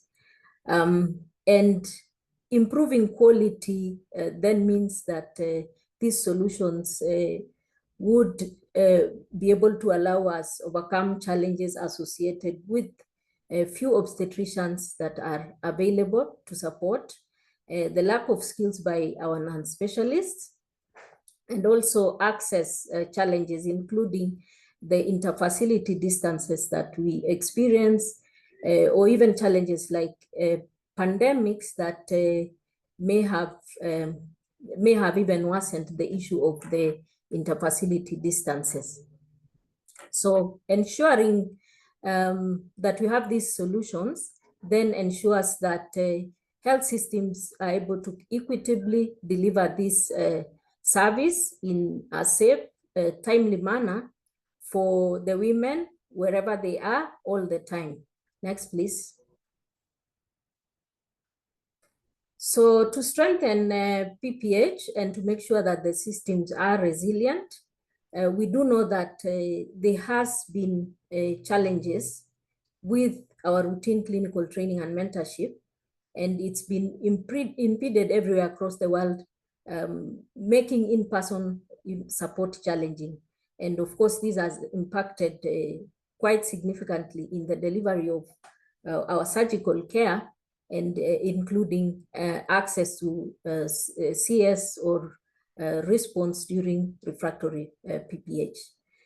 New technology is needed to enable training and mentorship to continue, because for us, we've said that the primary doctors in majority of the cesarean sections will be the non-specialists. Future-proofing capacity building efforts for the surgical health workforce is critical for supporting resilient and sustainable health systems. Next. So I'm sharing briefly about our experience in our project on obstetric safe surgery and how we were able to leverage digital innovations to improve maternal health outcomes, including responding to refractory PPH. And as I mentioned, I will focus on the surgical management. So this project was funded by Johnson & Johnson, JPIGO, and Proximi. And the aim of the project was to ensure that we support the Ministry of Health and the local government of Makueni to be able to provide safe, timely, and quality cesarean section, as well as making it safe, and then layering in technology to be able to provide innovative just-in-time training and mentoring through a Proximi-powered operating theater. So we have consortium partners for the safe surgery component of the program. We had JPIGO and the WFSA, the World Federation Society of Anesthesiologists. And then for the technology partners, we had JPIGO, Proximi, and Ariadne Labs. And we can see from the screen, the red part of the map is the county, Makueni, where we worked in. Next, please. So Proximi technology is a novel, secure augmented reality software platform for surgical collaboration that allows virtual scrubbing anywhere and anytime. It's easily installed remotely. It's compatible with most of the hardware in the facilities, and it's able to run on very low bandwidth. It offers virtual surgical collaboration, and it can be used for training and critical real-time mentorship and consultation, including live support, and also review of recorded cases, since it has a function of recording into a library. So it does have a suite of clinical annotation tools and augmented reality overlays, meaning that you could have an ultrasound or an X-ray that then can be easily overlaid within the surgery. It allows clinicians to remotely put their hands into that surgical field, or any tools or any part that they would like to demonstrate within the surgery. The video library is accessible but secure, allowing post-op analysis and mentorship for quality improvement. And this means including auditing the cases for quality improvement. Proximie enables 4 surgical fields, as you can see from the screen, and providing a unique perspective of the OR. So it has one camera that is able to show the spatial arrangement of the OR and how the teams interact with each other, assessing teamwork and communication. It does have a field that is directed to the surgical site or the site of operation, with a camera that is high definition and is able to magnify over 20 times. We also have a camera that will focus on the baby and also on the anesthetic machine. Next, please. So in terms of the implementation approach, this technology supports surgical team training and mentorship through the pathway of intrapartum care, most importantly allowing virtual scrubbing by a mentor who is an OBGYN or into theater to provide remote support to the surgical team. Mentorship is team to team with the interprofessional teams, for instance, anesthesiologist to anesthesiologist, or the OBGYN to these subspecialists who are medical officers. So we've used it for team training. We have a library to review videos and also live telementoring, but beyond that also for support for live cases. And specific to PPH, we've been able to support the subspecialists to be able to do compression sutures, subtotal hysterectomies, and we've used the technology even to support maternal resuscitation. The challenge that we do have is sometimes the interfacility distances are quite large, that referral may not be the best option, or even to get an obstetrician to visit a site which is 50 to 100 kilometers away would not be practical. Next, please. So in terms of the technology, we have been able to install this in 5 facilities, although this county government has been able to go beyond the 5 to install in all their CMONC sites. Firstly, an IT assessment is done, and then we provided the proximity kits that constituted a laptop, cameras, speakers, and the screens on the walls, a TV screen. Once the installation is done, again, then the team is able to use it effectively. And the installation is done customizing based on the setup or their unique facility infrastructure. And these are some of the pictures just to show within the OR, the team there that is in Scrubs is actually on the landing page of the technology. They've set it up to start surgery, and these are mentees in a different room and are able to follow the surgery. Next, please. So we were able to do an economic analysis, and we used a simple economic model to show the cost and benefit of using the technology to deliver virtual mentoring compared with an in-person mentoring. And the cost of mentorship, which was in person, meaning the OBGYN visits the smaller CMONG sites, sits with them through a surgery to assess how they are conducting the surgery, was about 6.8 times higher than a virtual session. Not to including the fact that this OBGYN may not have the ability to also visit those sites, and technology enabled more mentoring events per facility per month compared with the physical mentorship practice. So for one physical in-person visit, then technology offered almost 12 times. There were more additional benefits, including mentors reviewing recordings that had been hosted in the library to see how those teams were doing in the smaller facilities, all in an effort to improve patient safety and processes. So in practice, the technology enables far more mentoring sessions to be delivered virtually than could otherwise be achieved in person. Next, please.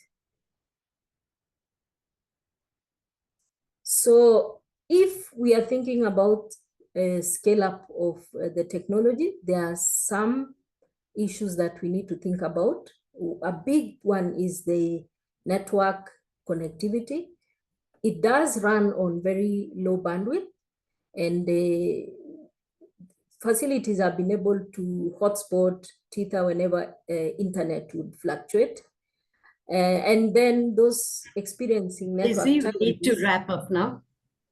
Thank you.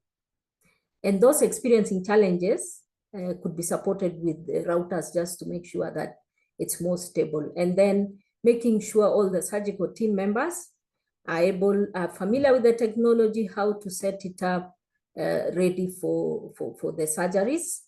And then, of course, there are many ethical issues, including not being able to show, the face of the patient, or if the surgical team is not comfortable, all these images of the face are blurred. But more importantly, ensuring that the technology back end is quite secure and is not accessible for any issues that may compromise the use of technology. Next. So there are very many benefits, and just to say that audit of videos by mentors is followed by prompt discussions with the surgical teams for course correction in their techniques, care, and procedures. These teams can do a self-assessment to just ensure that whatever they do meets global standards. They also learn together between the facilities by auditing their videos or logging in to see a procedure from another facility. This technology enhanced teamwork among the staff. And one of the things that we were critical about is ensuring that they are adhering to use of the WHO surgical safety checklist. And we found that it reduced physical mentorship, bearing in mind that the OBGYN could log in at night if there was a cesarean section, and they still support the team or even audit the team. So there were no lost opportunities for learning, and this mentor could log in anytime, anywhere. So this was very beneficial for the team. Next. Thank you very much. I know I wanted to share a video, but probably next time. Thank you. Thank you, Daisy. Thank you for this excellent presentation, and something which we all need to also really think about. Now, I think it's our next speaker is Dr. Bryden. He is a medical doctor with a specialization in transfusion medicine and public health. He has spent nearly 20 years at the Malawi Blood Transfusion Service, where he's the medical director and the current acting CEO. He was also the former president of the Africa Society of Blood Transfusion and former regional director on the board of International Society of Blood Transfusion. So our previous speakers in the previous session had spoken a lot about blood transfusion and very interesting things. Now we will hear from Dr. Bryden about the Malawi experience. So over to you, Dr. Bryden. And when there's 1 minute left, I'll come up on the screen. So if you see me, it's time to wrap up. And for all our colleagues, please, if you could put the questions in the chat box, we'll take that at the end of the session. Thank you. Thank you for the privilege to participate in this very important meeting. That is the title of my talk. Next. In terms of the outline, I'll talk about the context of health and blood systems in Malawi, major challenges and strengths, and recent blood system strengthening interventions that have been implemented, and impacts and future direction. Next.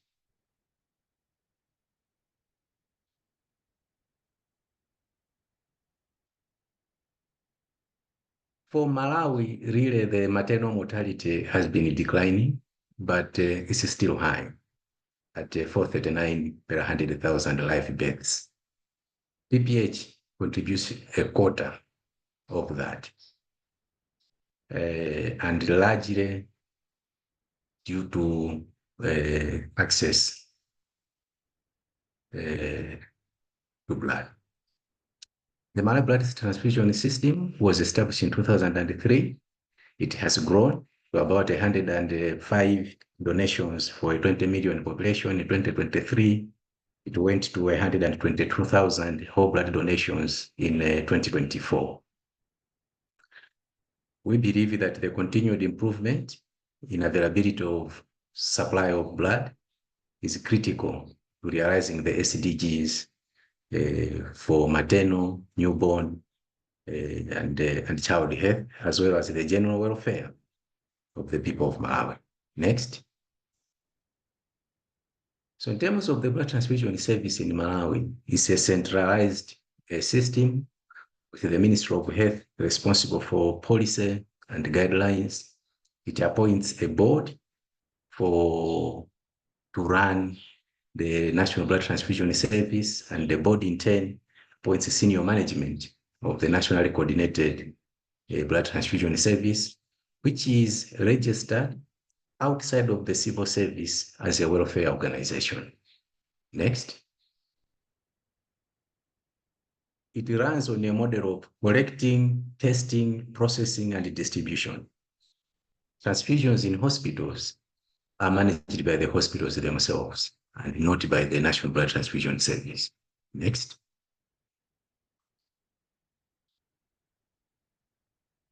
And those are our corporate colors. Next.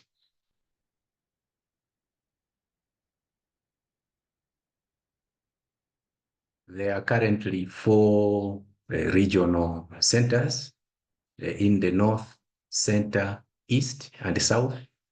The headquarters is in the south, where also all the testing is done. But the regions are responsible for collecting and distribution. Next. The service is built on the model of the integrated strategy for blood safety, where the national blood policy encompasses the WHO recommendations, including recruitment of voluntary and paid blood donors, testing for infections and the blood groups, promoting appropriate clinical use, and the implementation of quality assurance system. What you are seeing in the photos are some of the milestones along those areas. Next.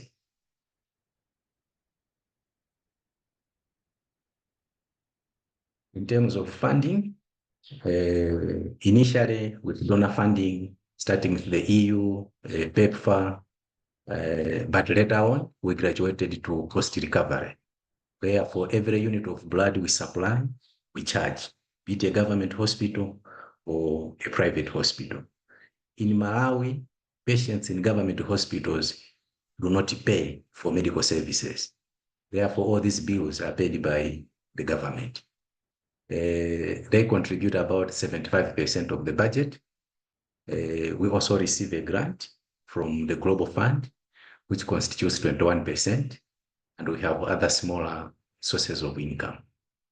Next. So we used the earlier version of the WHO blood system self-assessment tool, which Dr. Farouk described earlier on, to assess the Malawi blood system and to identify key challenges. Next.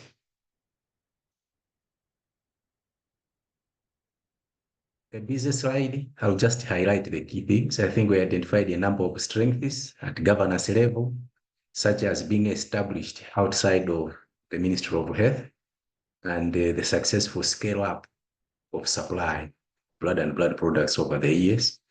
At quality assurance, a strong quality assurance program, and we are accredited against the standards of the African Society for Blood Transfusion.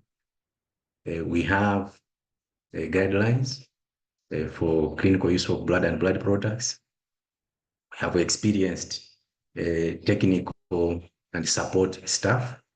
And also, as I said, centralized testing with a good quality assurance program in place.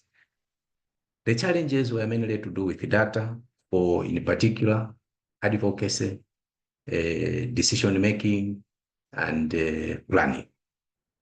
But also, although we bill with the government, the payments do not come in a timely manner, which sometimes affects cash flow and implementation of planned activities.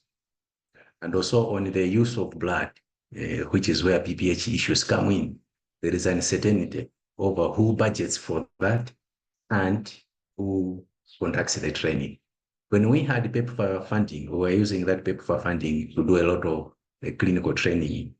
But when that funding discontinued, we are unable to pay for that from our cost recovery budget. Next.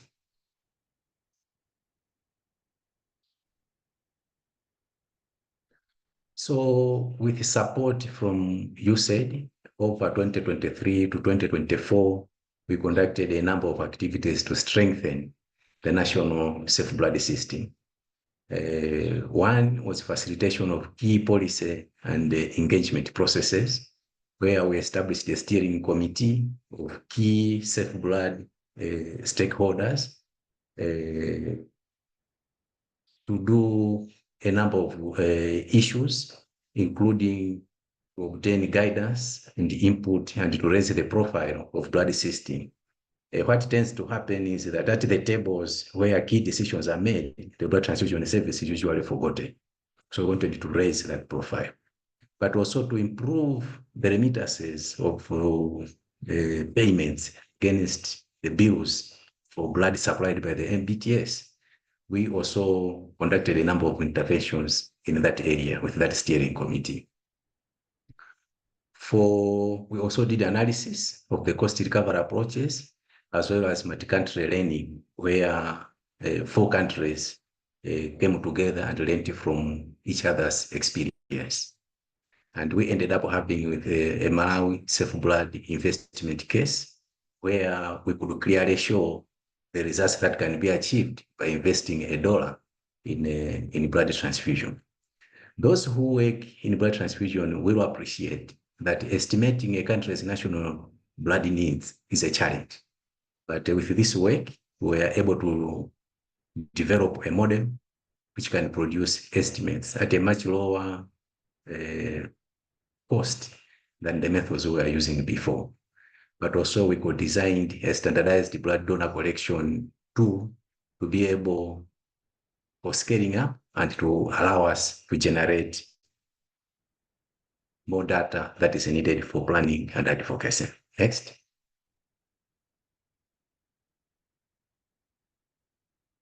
So these are the same outputs presented differently. So I'm not going to here much. Next.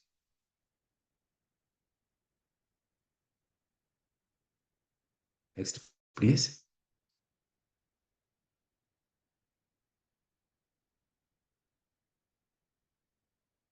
I mean, the question would be, how can the PPH and wider global health community support the blood system strengthening agenda? As Dr. Farouk indicated earlier, blood transfusion is cross-cutting. It tends to benefit from interventions in other areas. Between 2000 and 2015, it benefited from investments in response to HIV. When that subsided, funding for blood transfusion services have also subsided.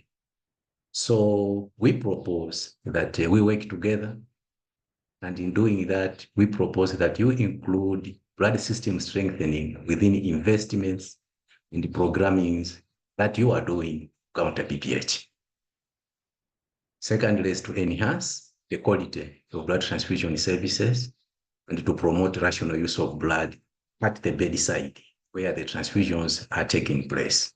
The doctors, the nurses, the lab, and the support staff should know what should be done at what point to save a life. We also propose supporting us with promoting health system integration for national blood services, issues of health financing, strategic planning, and workforce development and routine data collection functions. And also to support cross-country learnings. Amongst the low and middle income countries, the others who have better developed blood transfusion services, the others who have, which need more improvement and strengthening. Interacting and allowing them to learn together can lead to improvements across the board. Next.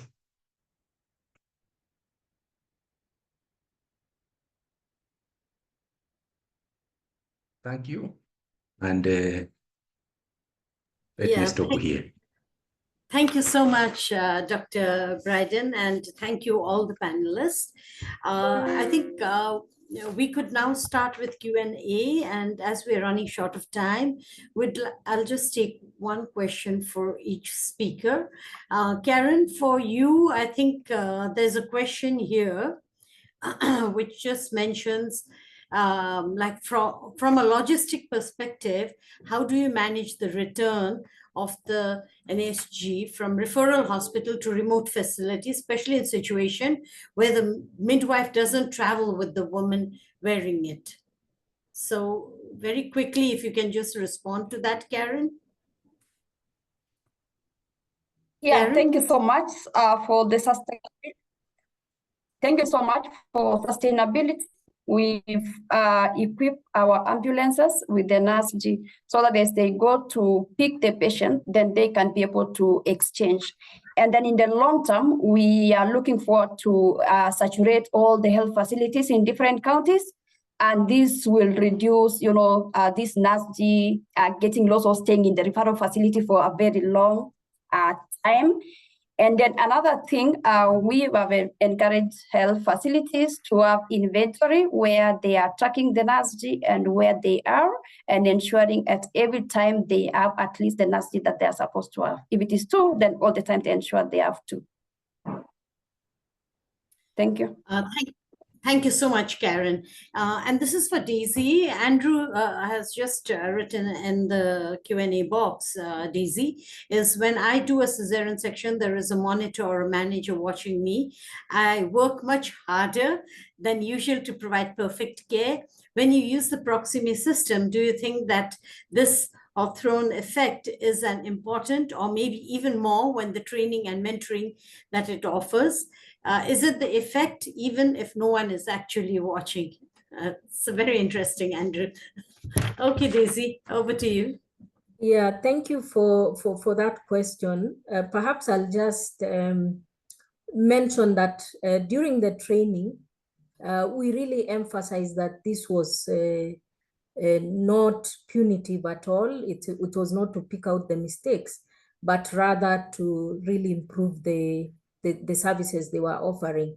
And so at the initial start of the project, We did a lot of practice with them just to improve their familiarity with their natural environment.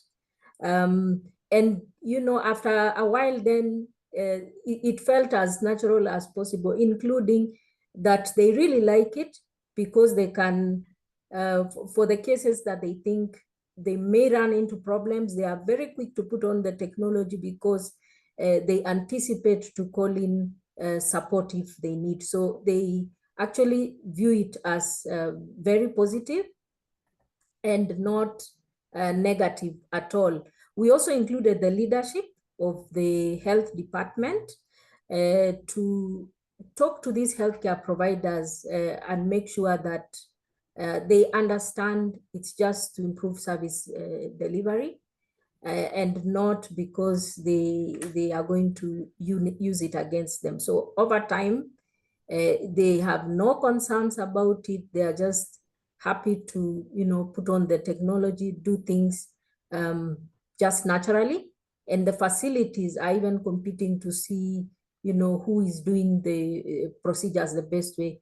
Of course, with the WHO recommendations that we are implementing in safe surgery, like the surgical safety checklist adherence. So it has been good.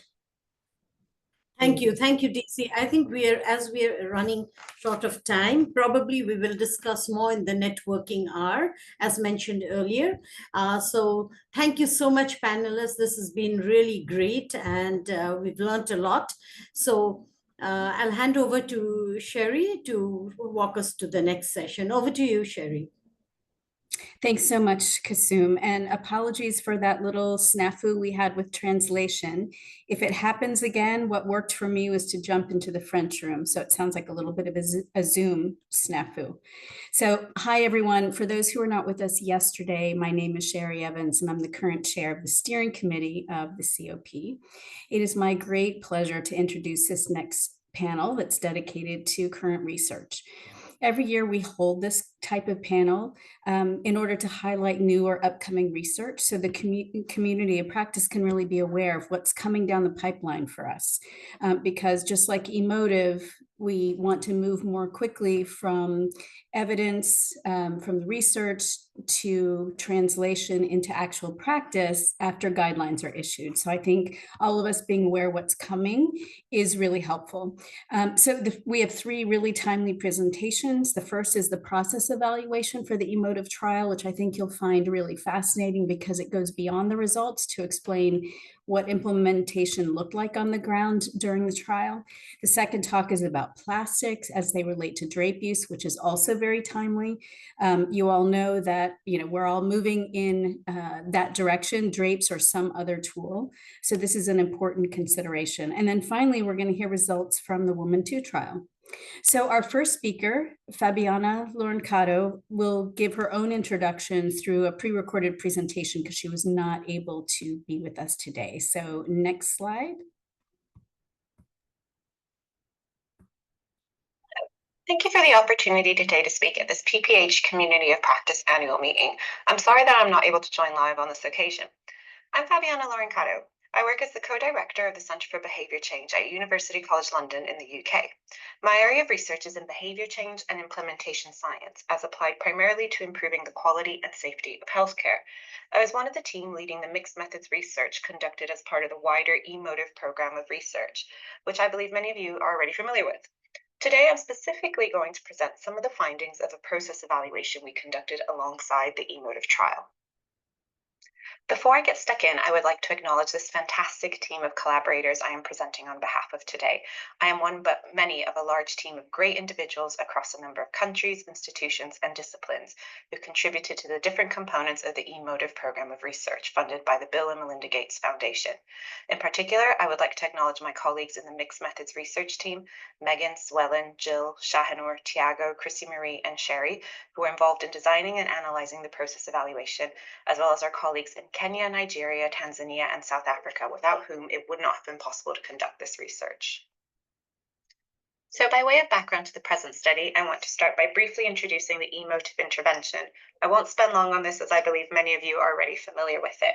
In summary, eMotive aims to improve early detection and management of PPH. It comprises of an early detection strategy involving the use of a calibrated blood collection drape alongside repeated clinical observations. This is followed by the implementation of the Motive Bundle, a first response treatment bundle involving the administration of uterine massage, oxytocic drugs, TXA, IV fluids, and examination of the genital tract and escalation if required. The bundle components are intended to be done concurrently or in rapid succession. The eMotive intervention also included implementation strategies, which we co-designed with country teams based on our formative research. These included on-site simulation-based and peer-assisted training led by JPIGO, a PPH trolley or carry case, including all the medicines and devices needed to treat a PPH, and local champions to encourage the use of the bundle and troubleshoot issues, as well as monthly audit and feedback letters on current practice, progress, and outcomes. A large-scale cluster randomized controlled trial conducted in Nigeria, Kenya, and Tanzania and South Africa demonstrated that eMotive led to an impressive 60% relative reduction in a primary PPH composite outcome. This is fantastic. But whilst the cluster RCT tells us that eMotive works, it doesn't provide us with the contextual information on why or how this effect was achieved, whether the intervention was implemented as planned, what people thought of it, how they engaged with it, etc. And this is where the eMotive process evaluation comes in.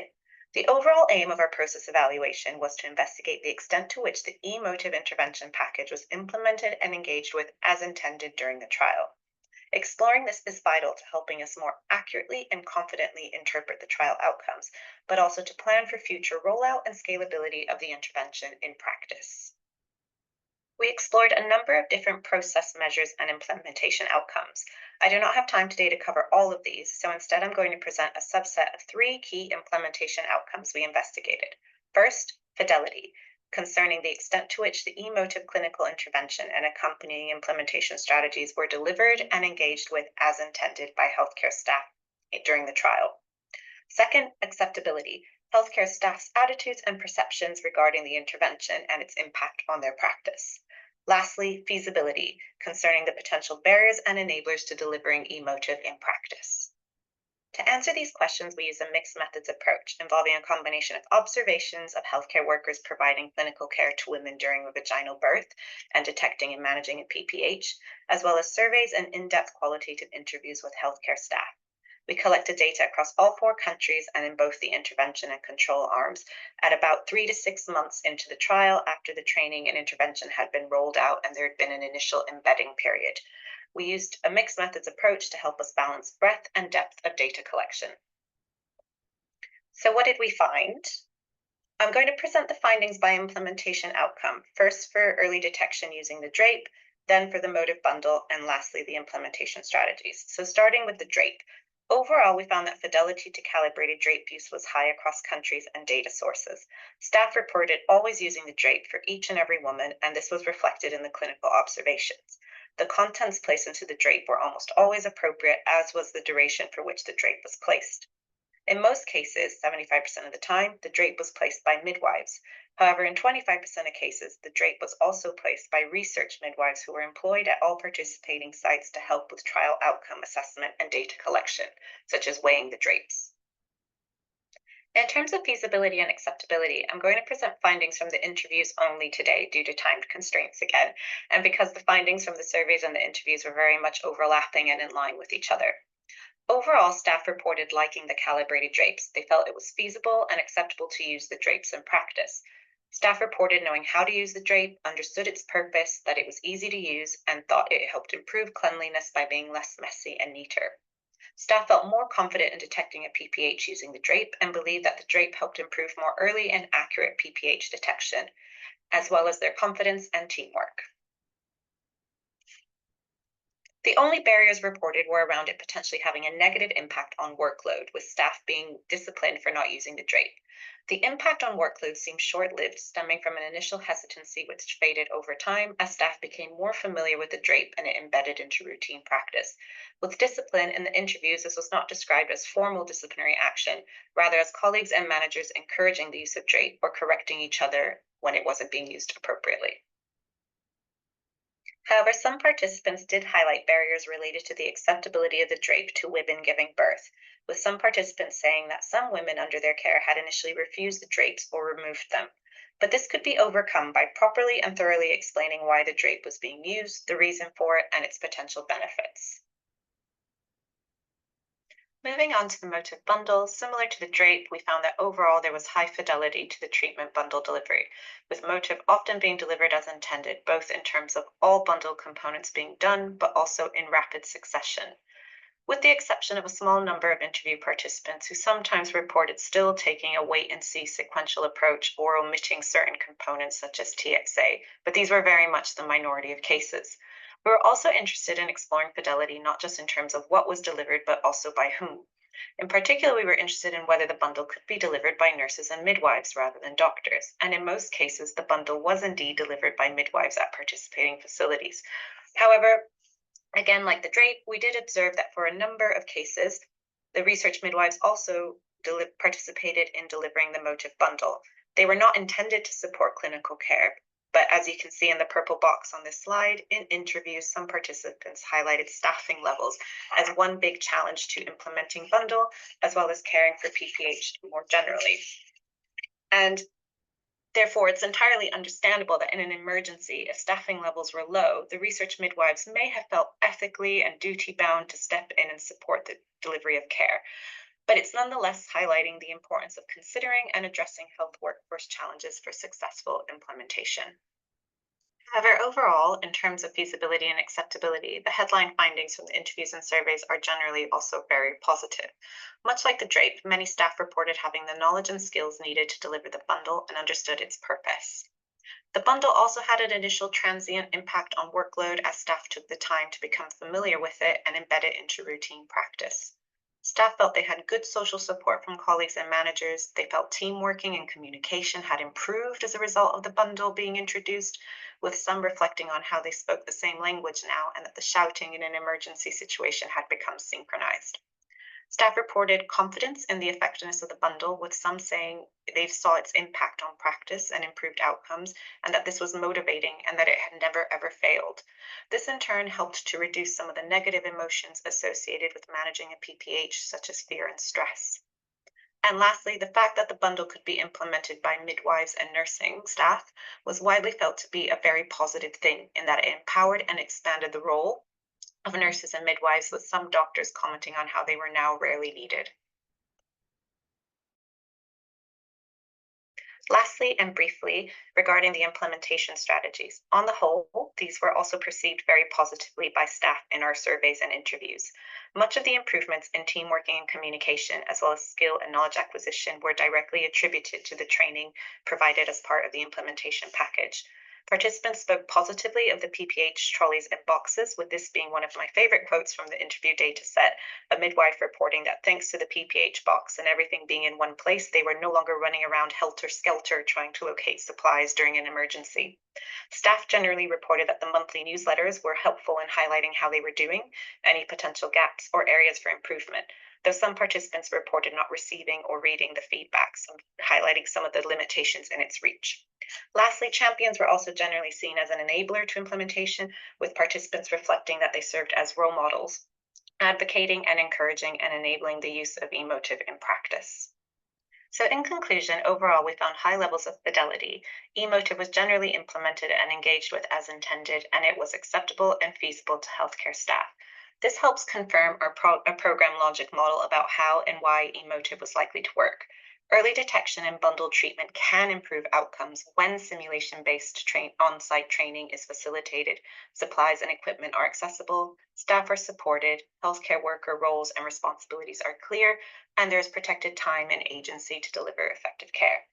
The process evaluation findings also provide additional context to support interpretation and confidence in the emotive trial results, and our findings also support rollout and scalability of emotive, whilst highlighting specific considerations for implementation, such as the need to address health workforce challenges.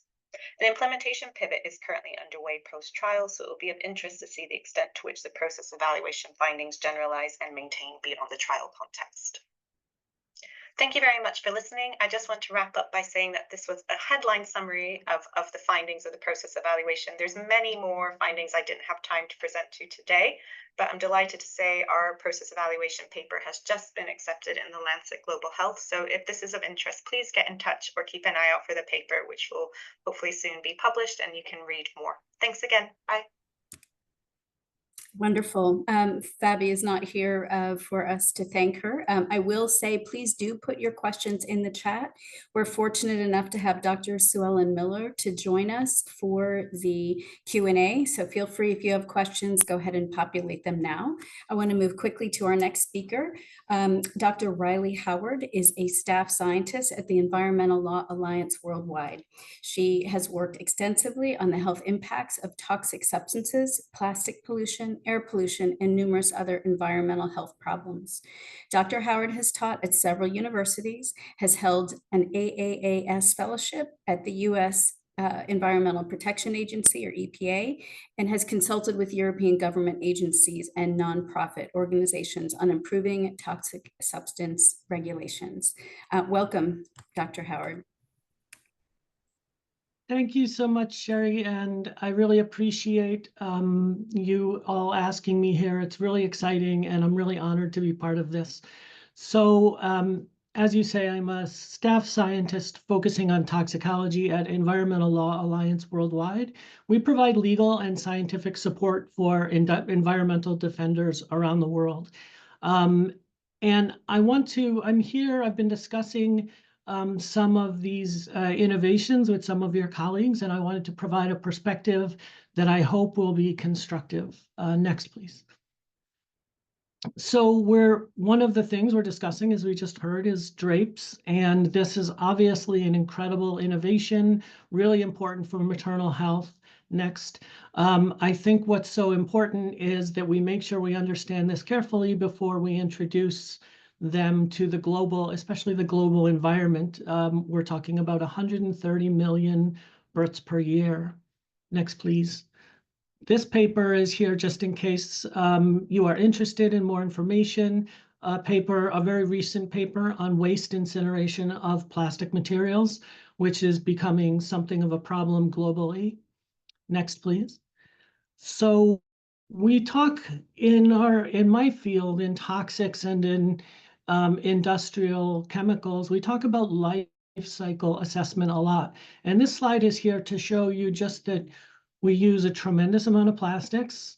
We do not dispose of most of them very well. You can see from this that about 4,900, and these units are millions of metric tons of plastics have been discarded. Much smaller volume of that is recycled or incinerated. And of course, next, we know that plastics in the environment cause all kinds of problems for marine life.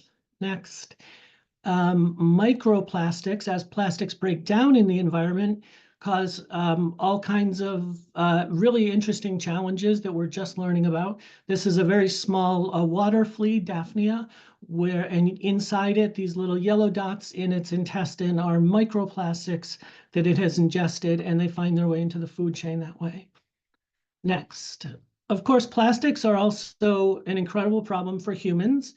And this is Dhaka, Bangladesh. One of the challenges we see with plastics is that they overwhelm drains, rivers, canals, sewage systems.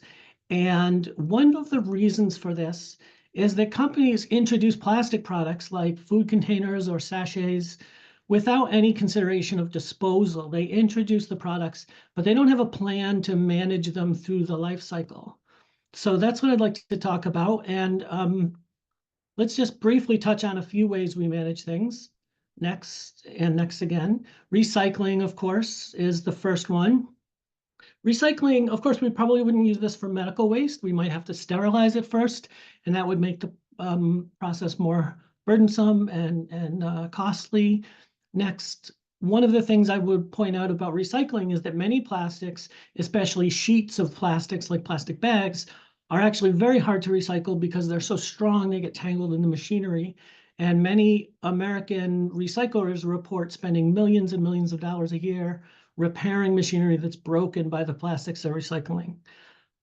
Next and next again, please. Biodegradable plastics get a lot of attention, and it's a very exciting field. This is Dr. Imogen Napper in the UK has been researching degradation of plastics in the environment.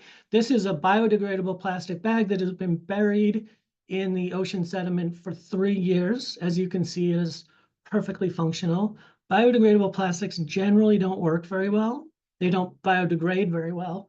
Next. In fact, biodegradable plastics are really designed to be degraded in industrial facilities of this scale with very carefully controlled temperature and humidity, very controlled conditions, and they're not really designed to biodegrade in the environment. That's actually quite difficult to do. So the next one, please, is incineration. And again, next. This is from a recent review of plastic incineration, and I think it's interesting. This is the picture that the authors used to illustrate their paper, which I thought was intriguing. Of course, most hospital waste is incinerated, but poorly managed incineration is a really good way to produce a lot of very toxic chemicals. Next. This is from a demo of a hospital incinerator. This is operational, and you can basically, you really can't see any emissions here, and that's the way it should be. At very high temperatures, under very controlled conditions, you're getting very clean output. Next. This is an incinerator at a hospital in Amman, Jordan. And if your incinerator looks like this, you're generating huge amounts of toxic chemicals. And in discussions with colleagues, I hear constant complaints about the performance of incinerators. They're very hard to keep running well. So let me just talk about a few details. I know I'm covering a lot of some of the problems with the incineration, some of the toxic stuff we're talking about. Next. This is a very common plastic, polyvinyl chloride, PVC. In the US, we sometimes just call it plastic. When you burn PVC, you produce a chemical called dioxin. Next. Some of us may remember dioxin as the chemical that contaminated the Agent Orange herbicide that the US military sprayed over Vietnam during the Vietnam War. Dioxin is incredibly potent, an incredibly potent carcinogen, very dangerous. And next, Vietnam is still dealing with the legacy of that war. And so again, poorly managed incineration can create quite a lot of this. Please skip the next one and go ahead and ahead. And one more. Oh, and one more. Okay, one more. Okay, actually one more. Sorry, I'm just going to keep moving. So if we burn plastics, especially at low temperature, inefficiently, without careful controls, we produce quite a lot of toxic chemicals. Next, please. Environmentalists sometimes like to say that plastic is fossil fuels because almost all plastics are made directly from fossil fuels. And in that case, why is incineration difficult? And the answer is that plastics have a lot of additives in them that make them more complex than we think. And I'll just give a few examples. Next. PVC, which we mentioned, if you burn, you create dioxin. The PVC molecules are not very stable and they will degrade and get brittle. So if you have holiday lights like this, they are generally stabilized with an added chemical, and the chemical we've used traditionally to stabilize PVC is lead. So of course, if you're handling them, you're getting lead on you and you should wash your hands. And if you're burning them, you're putting that lead into the atmosphere. I'll just zip through a couple more. Next. Because plastics are quite flammable, we add flame retardants to them to slow down the progress of flame. Many of these are very toxic chemicals, as it turns out. Next. Plastics that we use every day discolor and become brittle in the sun, so we add stabilizers that prevent them from becoming brittle and keep them pristine. Next. One of the most shocking ones, I think, is if we want a plastic to be nice and soft and squishy like a kid's toy, we often add plasticizers to it. These make it soft. And the classic plasticizer that we add to plastics, to many plastics, is a category of chemicals called phthalates. Phthalates are very endocrine active. They actually promote estrogen action and they oppose androgen action. And phthalates alone are probably part of the reason for the progress towards lower and lower ages of puberty that we're seeing globally. I want to point out that all of these additives are, skip twice please, are really trade secrets. And scientists and toxicologists have to find out about them by guessing and by researching and by analysis, because these are the chemicals used by the companies, but they don't necessarily tell you what they're using. So this is from a UNEP report, and they report 13,000 chemicals used in plastics, of which over 3,000 have significant toxicity associated with them. So I want to mention briefly 2 tools that we use in my field to assess stuff like this. Next, the first one is life cycle assessment. And life cycle assessment just means that when we introduce a product, we have to understand the whole life cycle from the manufacturing to the disposal, the impacts on workers, the impacts in the use on the people who are using the product. And this is difficult, but it's really important to do, especially with something we're introducing on the scale. The second tool next is alternatives assessment. And that means not just saying, like, is there something else we can do, but really thinking through what chemicals can we use that are different? Can we use different materials? Can we redesign the product entirely so we don't need to use these components and so on? And so let me just give one of my favorite examples next. Toilet paper, of course, is typically bleached, very white, very clean, so it looks very nice. And we use for that process chlorine bleach. And when you bleach paper with chlorine bleach, you produce dioxin. Again, not a good chemical. This is not in the toilet paper, but in the waste stream from the manufacturing facility. So what are the alternatives next? The first one is there are actually lots of ways to bleach paper without using chlorine and then without creating dioxin. And next, you could also use unbleached toilet paper. It's a little less clean and white, but you avoid that problem altogether. So this is the challenge that I would like to pose to us in thinking about the drapes. Next, have we done life cycle assessment and alternatives assessment properly for drapes? And I just have a couple more examples. Next, of course, we know there are some alternatives available, the reusable and sterilizable maternal well. But an alternatives assessment has to go beyond that.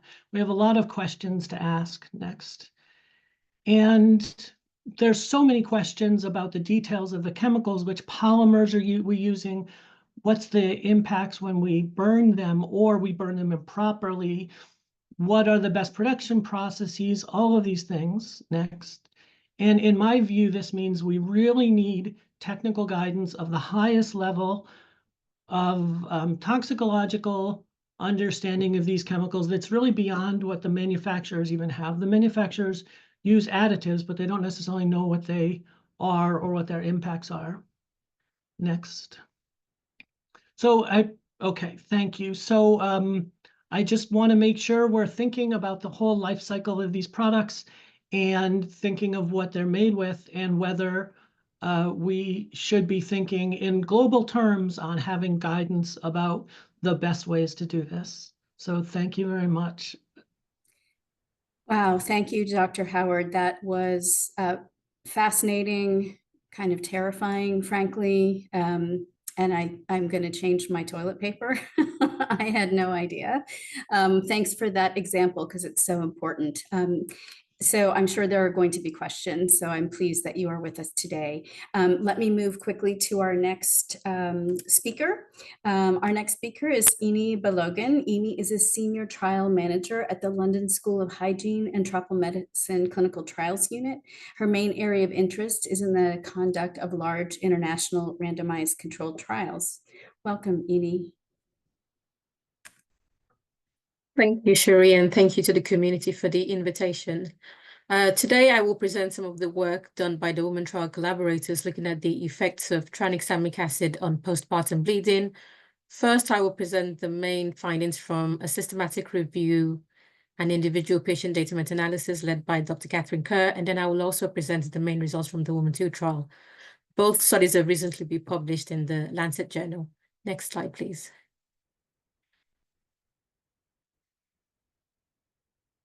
Tranexamic acid helps reduce bleeding by stabilizing blood clots.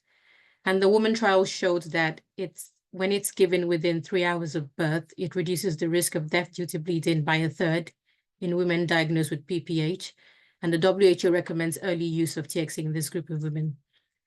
However, many women die soon after the onset of bleeding, which raises the question of whether can tranexamic acid be given to prevent PPH and whether it would be safe to do so.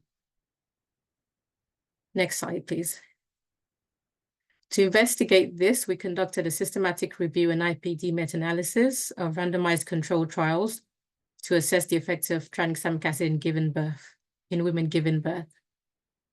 So we looked at randomized placebo-controlled trials that had at least 500 women, and 5 trials were identified and provided data for an IPD meta-analysis. One of them was the Woman trial, which was the trial of tranexamic acid given for treatment of PPH, and the rest were trials where tranexamic acid was given after birth before the diagnosis of PPH for prevention. For the review, we were most interested in reducing maternal deaths, so we focused on life-threatening bleed as the primary outcome, along with another primary safety outcome, which looked at thromboembolic events. Life-threatening bleeding was defined as death or a major surgical intervention for bleeding within 24 hours. Next slide, please.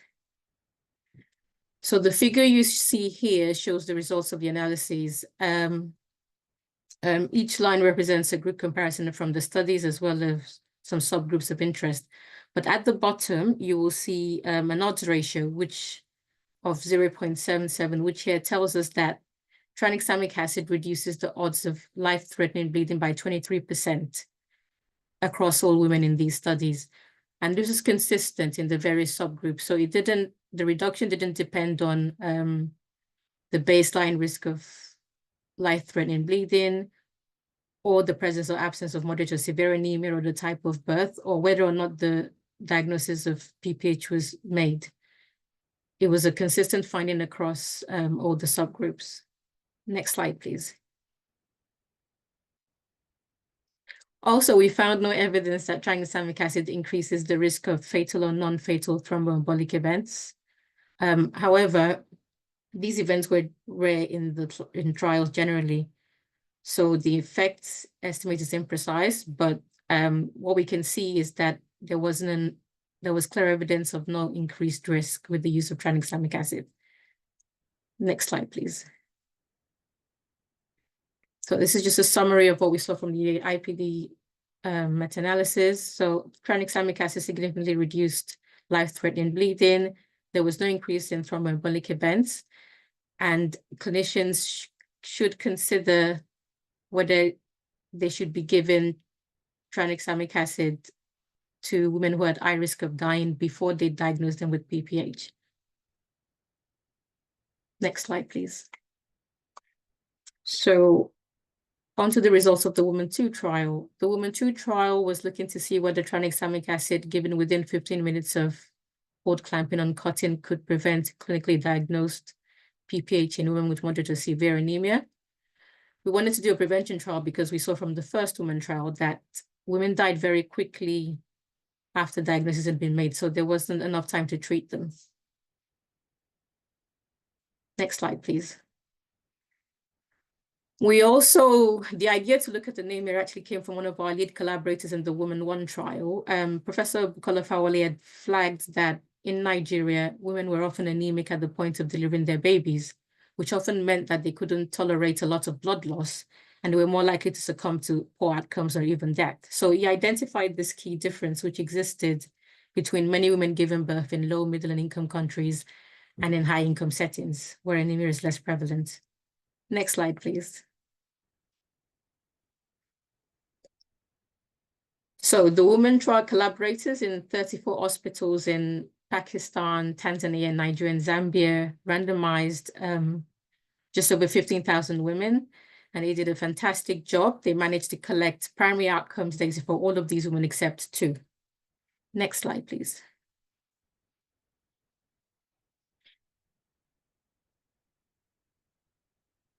Sherry, I think there might have been something wrong with the formatting of the slides. Shall I share my slides that I have with me? I'm not sure we can do that. Where's the formatting issue? Apologies for that. Can you just explain? Yes, so this slide you should be seeing here should be the baseline characteristics. And this graph you see here, I'm sorry about this, is actually should be on the next slide. But the whole point of this slide is just to show that the groups were well balanced. So you had really good distribution of the baseline characteristics across the tranexamic acid and the placebo group. So you see here women of similar ages, similar hemoglobin levels, so that we can really trust that any difference we see in the outcome would be explained by the trial treatment. Next slide, please. Okay, so I will ask you to please use your imagination here. So one of the things which we did was we took a closer look at the hemoglobin levels of the women in the trial just before they gave birth. And what we actually found, which you can see in, is that as the baseline hemoglobin falls, the risk of having a clinical diagnosis of PPH increases. But then we also saw this trend in other conditions as well. So for instance, the risk of postpartum hemorrhage also increases, and the risk of stillbirth also increases amongst these women. So really, the key message here is that a woman being anemic before giving birth is a really important factor in whether she has poor outcomes or pregnancy complications before giving birth. Next slide, please. And then the other thing which we saw that was interesting, so this slide here is actually showing the risk of having a postpartum hemorrhage diagnosis from the time the researchers started giving the trial treatment, which is just after cord clamping. And the treatment was given over 10 minutes. So you see this dashed line here, that's the 10-minute mark. And what you'll see just before 10 minutes is this really steep gradient here, which indicates that even before the trial treatment was completely given, many women had already had the PPH. In fact, 35% of the women that had the PPH in the trial were diagnosed of this before we even finished giving the trial treatment. And the other key thing here is that women who had severe anemia were diagnosed sooner, presumably because they bled faster. And their lower baseline HBs meant that they ran out of blood reserves quickly, leading to a rapid decline in their condition. Next slide, please. And on this slide, you see the results of the Woman 2 trial. So near the bottom, where you've got the overhaul, it tells you there are 7% women in the tranexamic acid group that got diagnosed with PPH. And in the placebo group, you had 7% of women who were also diagnosed with PPH. So essentially, we didn't see any reduction in the diagnosis of clinically diagnosed PPH with the use of tranexamic acid. Next slide, please. But also, reassuringly, we didn't see any increase in vascular occlusive events, which is sometimes expected when you use tranexamic acid. Next slide, please. So this is just a summary of some of the implications of the main results from both studies. So bringing everything together, there is strong evidence that tranexamic acid reduces life-threatening bleed, so we should still continue to make it available to women that need it. It didn't prevent clinically diagnosed postpartum hemorrhage when given to women just after cord clamping. However, we do know that anemia is a strong risk for life-threatening bleeding after birth, so we should prevent and treat this in women of childbearing age. And reassuringly, we didn't see any serious adverse effects from giving tranexamic acid. Next slide, please. So thank you everyone for listening.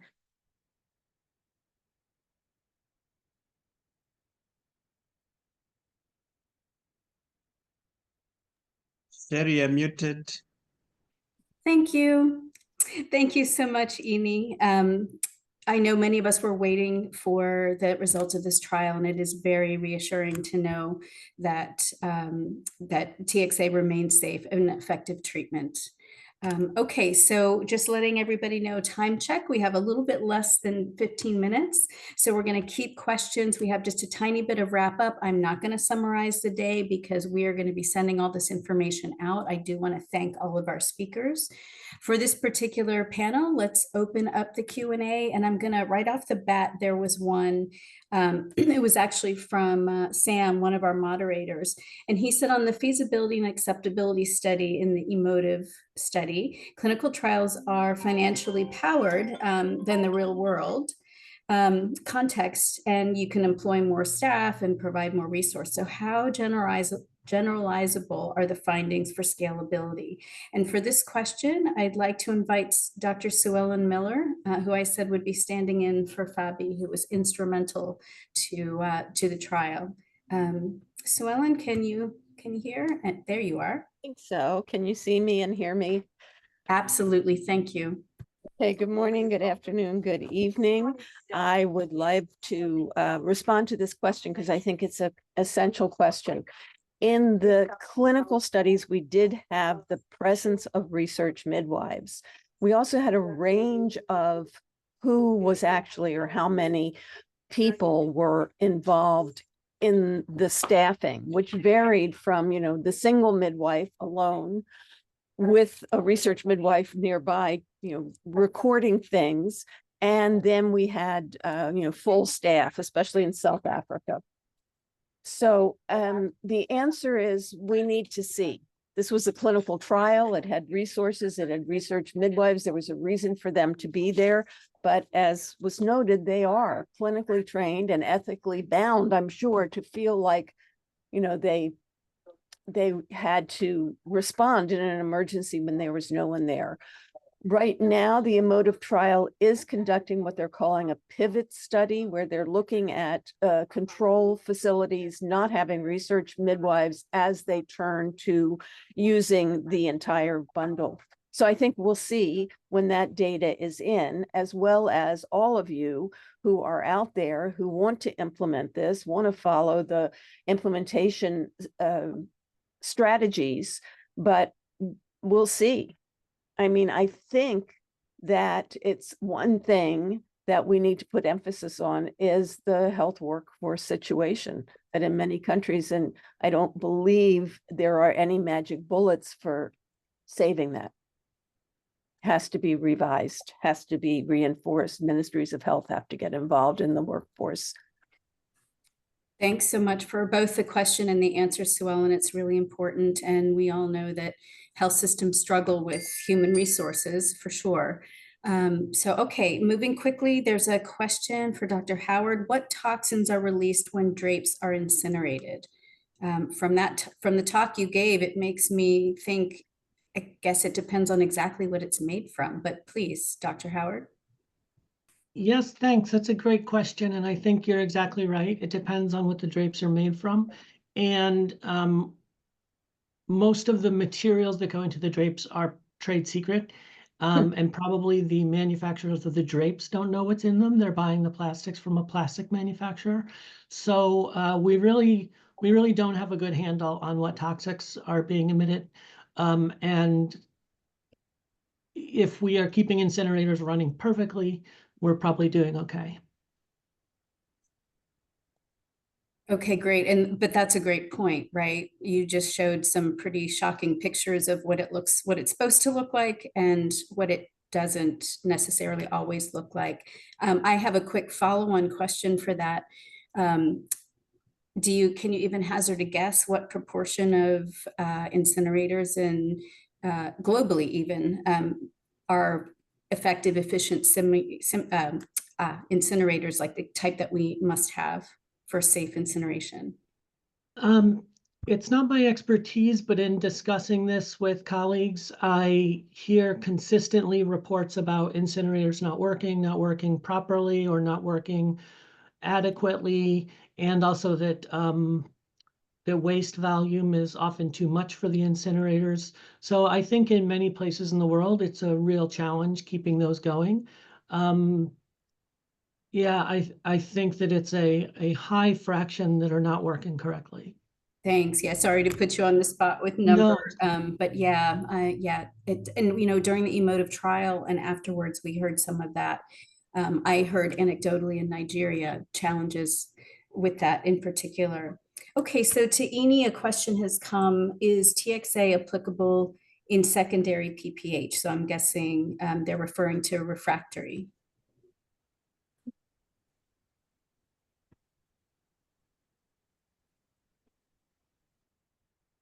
Thank you, Sherry, and thank you, Dr. Sam, for that question. So we didn't actually investigate this, but I suppose it would depend on the underlying cause of the secondary PPH. But we didn't really look at this, so I wouldn't really like to make any comments just in case it gets implemented in obstetric care. Thanks, Ini. And I guess I can just jump in with from my role in the emotive trial. I mean, as part of the first response bundle, you've given that first dose. And Ini, as you pointed out, many women will, before you've even finished that treatment dose, will be, you know, having a PPH and beyond. And so that comes into where the second dose, and I think that's very prominent in refractory care when Dr. Gallus mentioned, you know, there's an additional medical step if the bundle fails. There's one more medical step, which would be additional uterotonics, and then your second dose of TXA after 30 minutes if she's still bleeding, which, you know, your graphs showed definitely that that's a possibility. I am going to wrap up. I do want to thank all of the speakers from today and from yesterday as well. Next slide. I do want to see if we can run this quick Menti poll. Next slide.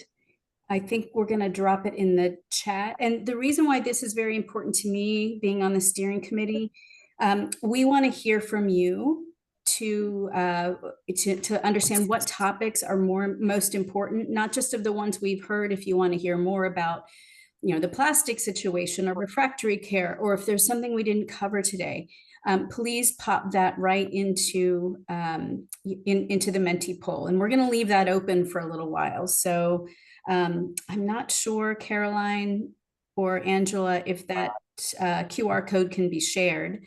I think it can, and we can leave it open.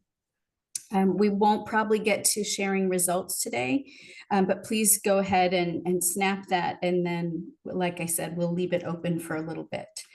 I'm going to go to the next slide. So I'm hoping, and I think we can blast this out as well. We really do want to hear from you. So we'll move forward. I don't know if we had any, we probably didn't have any future slides. We do want you to share the link from your invitation, for example, for your networks to join the COP. We really want a full and rich community. We had our annual meeting is once a year, but we have webinars and send out additional information throughout the year, including new WHO guidelines as rapidly as we can get them out, as well as research. I'm going to stop here and I'm going to turn it over to my colleague, Dr. Jennifer Stevens, because she's going to set the stage for the networking hour for us. Dr. Stevens, welcome. Thanks, Sherry. Thank you so much, everyone. I just wanted to say what a wonderful day this was, and I wanted to thank all the presenters and organizers and support staff.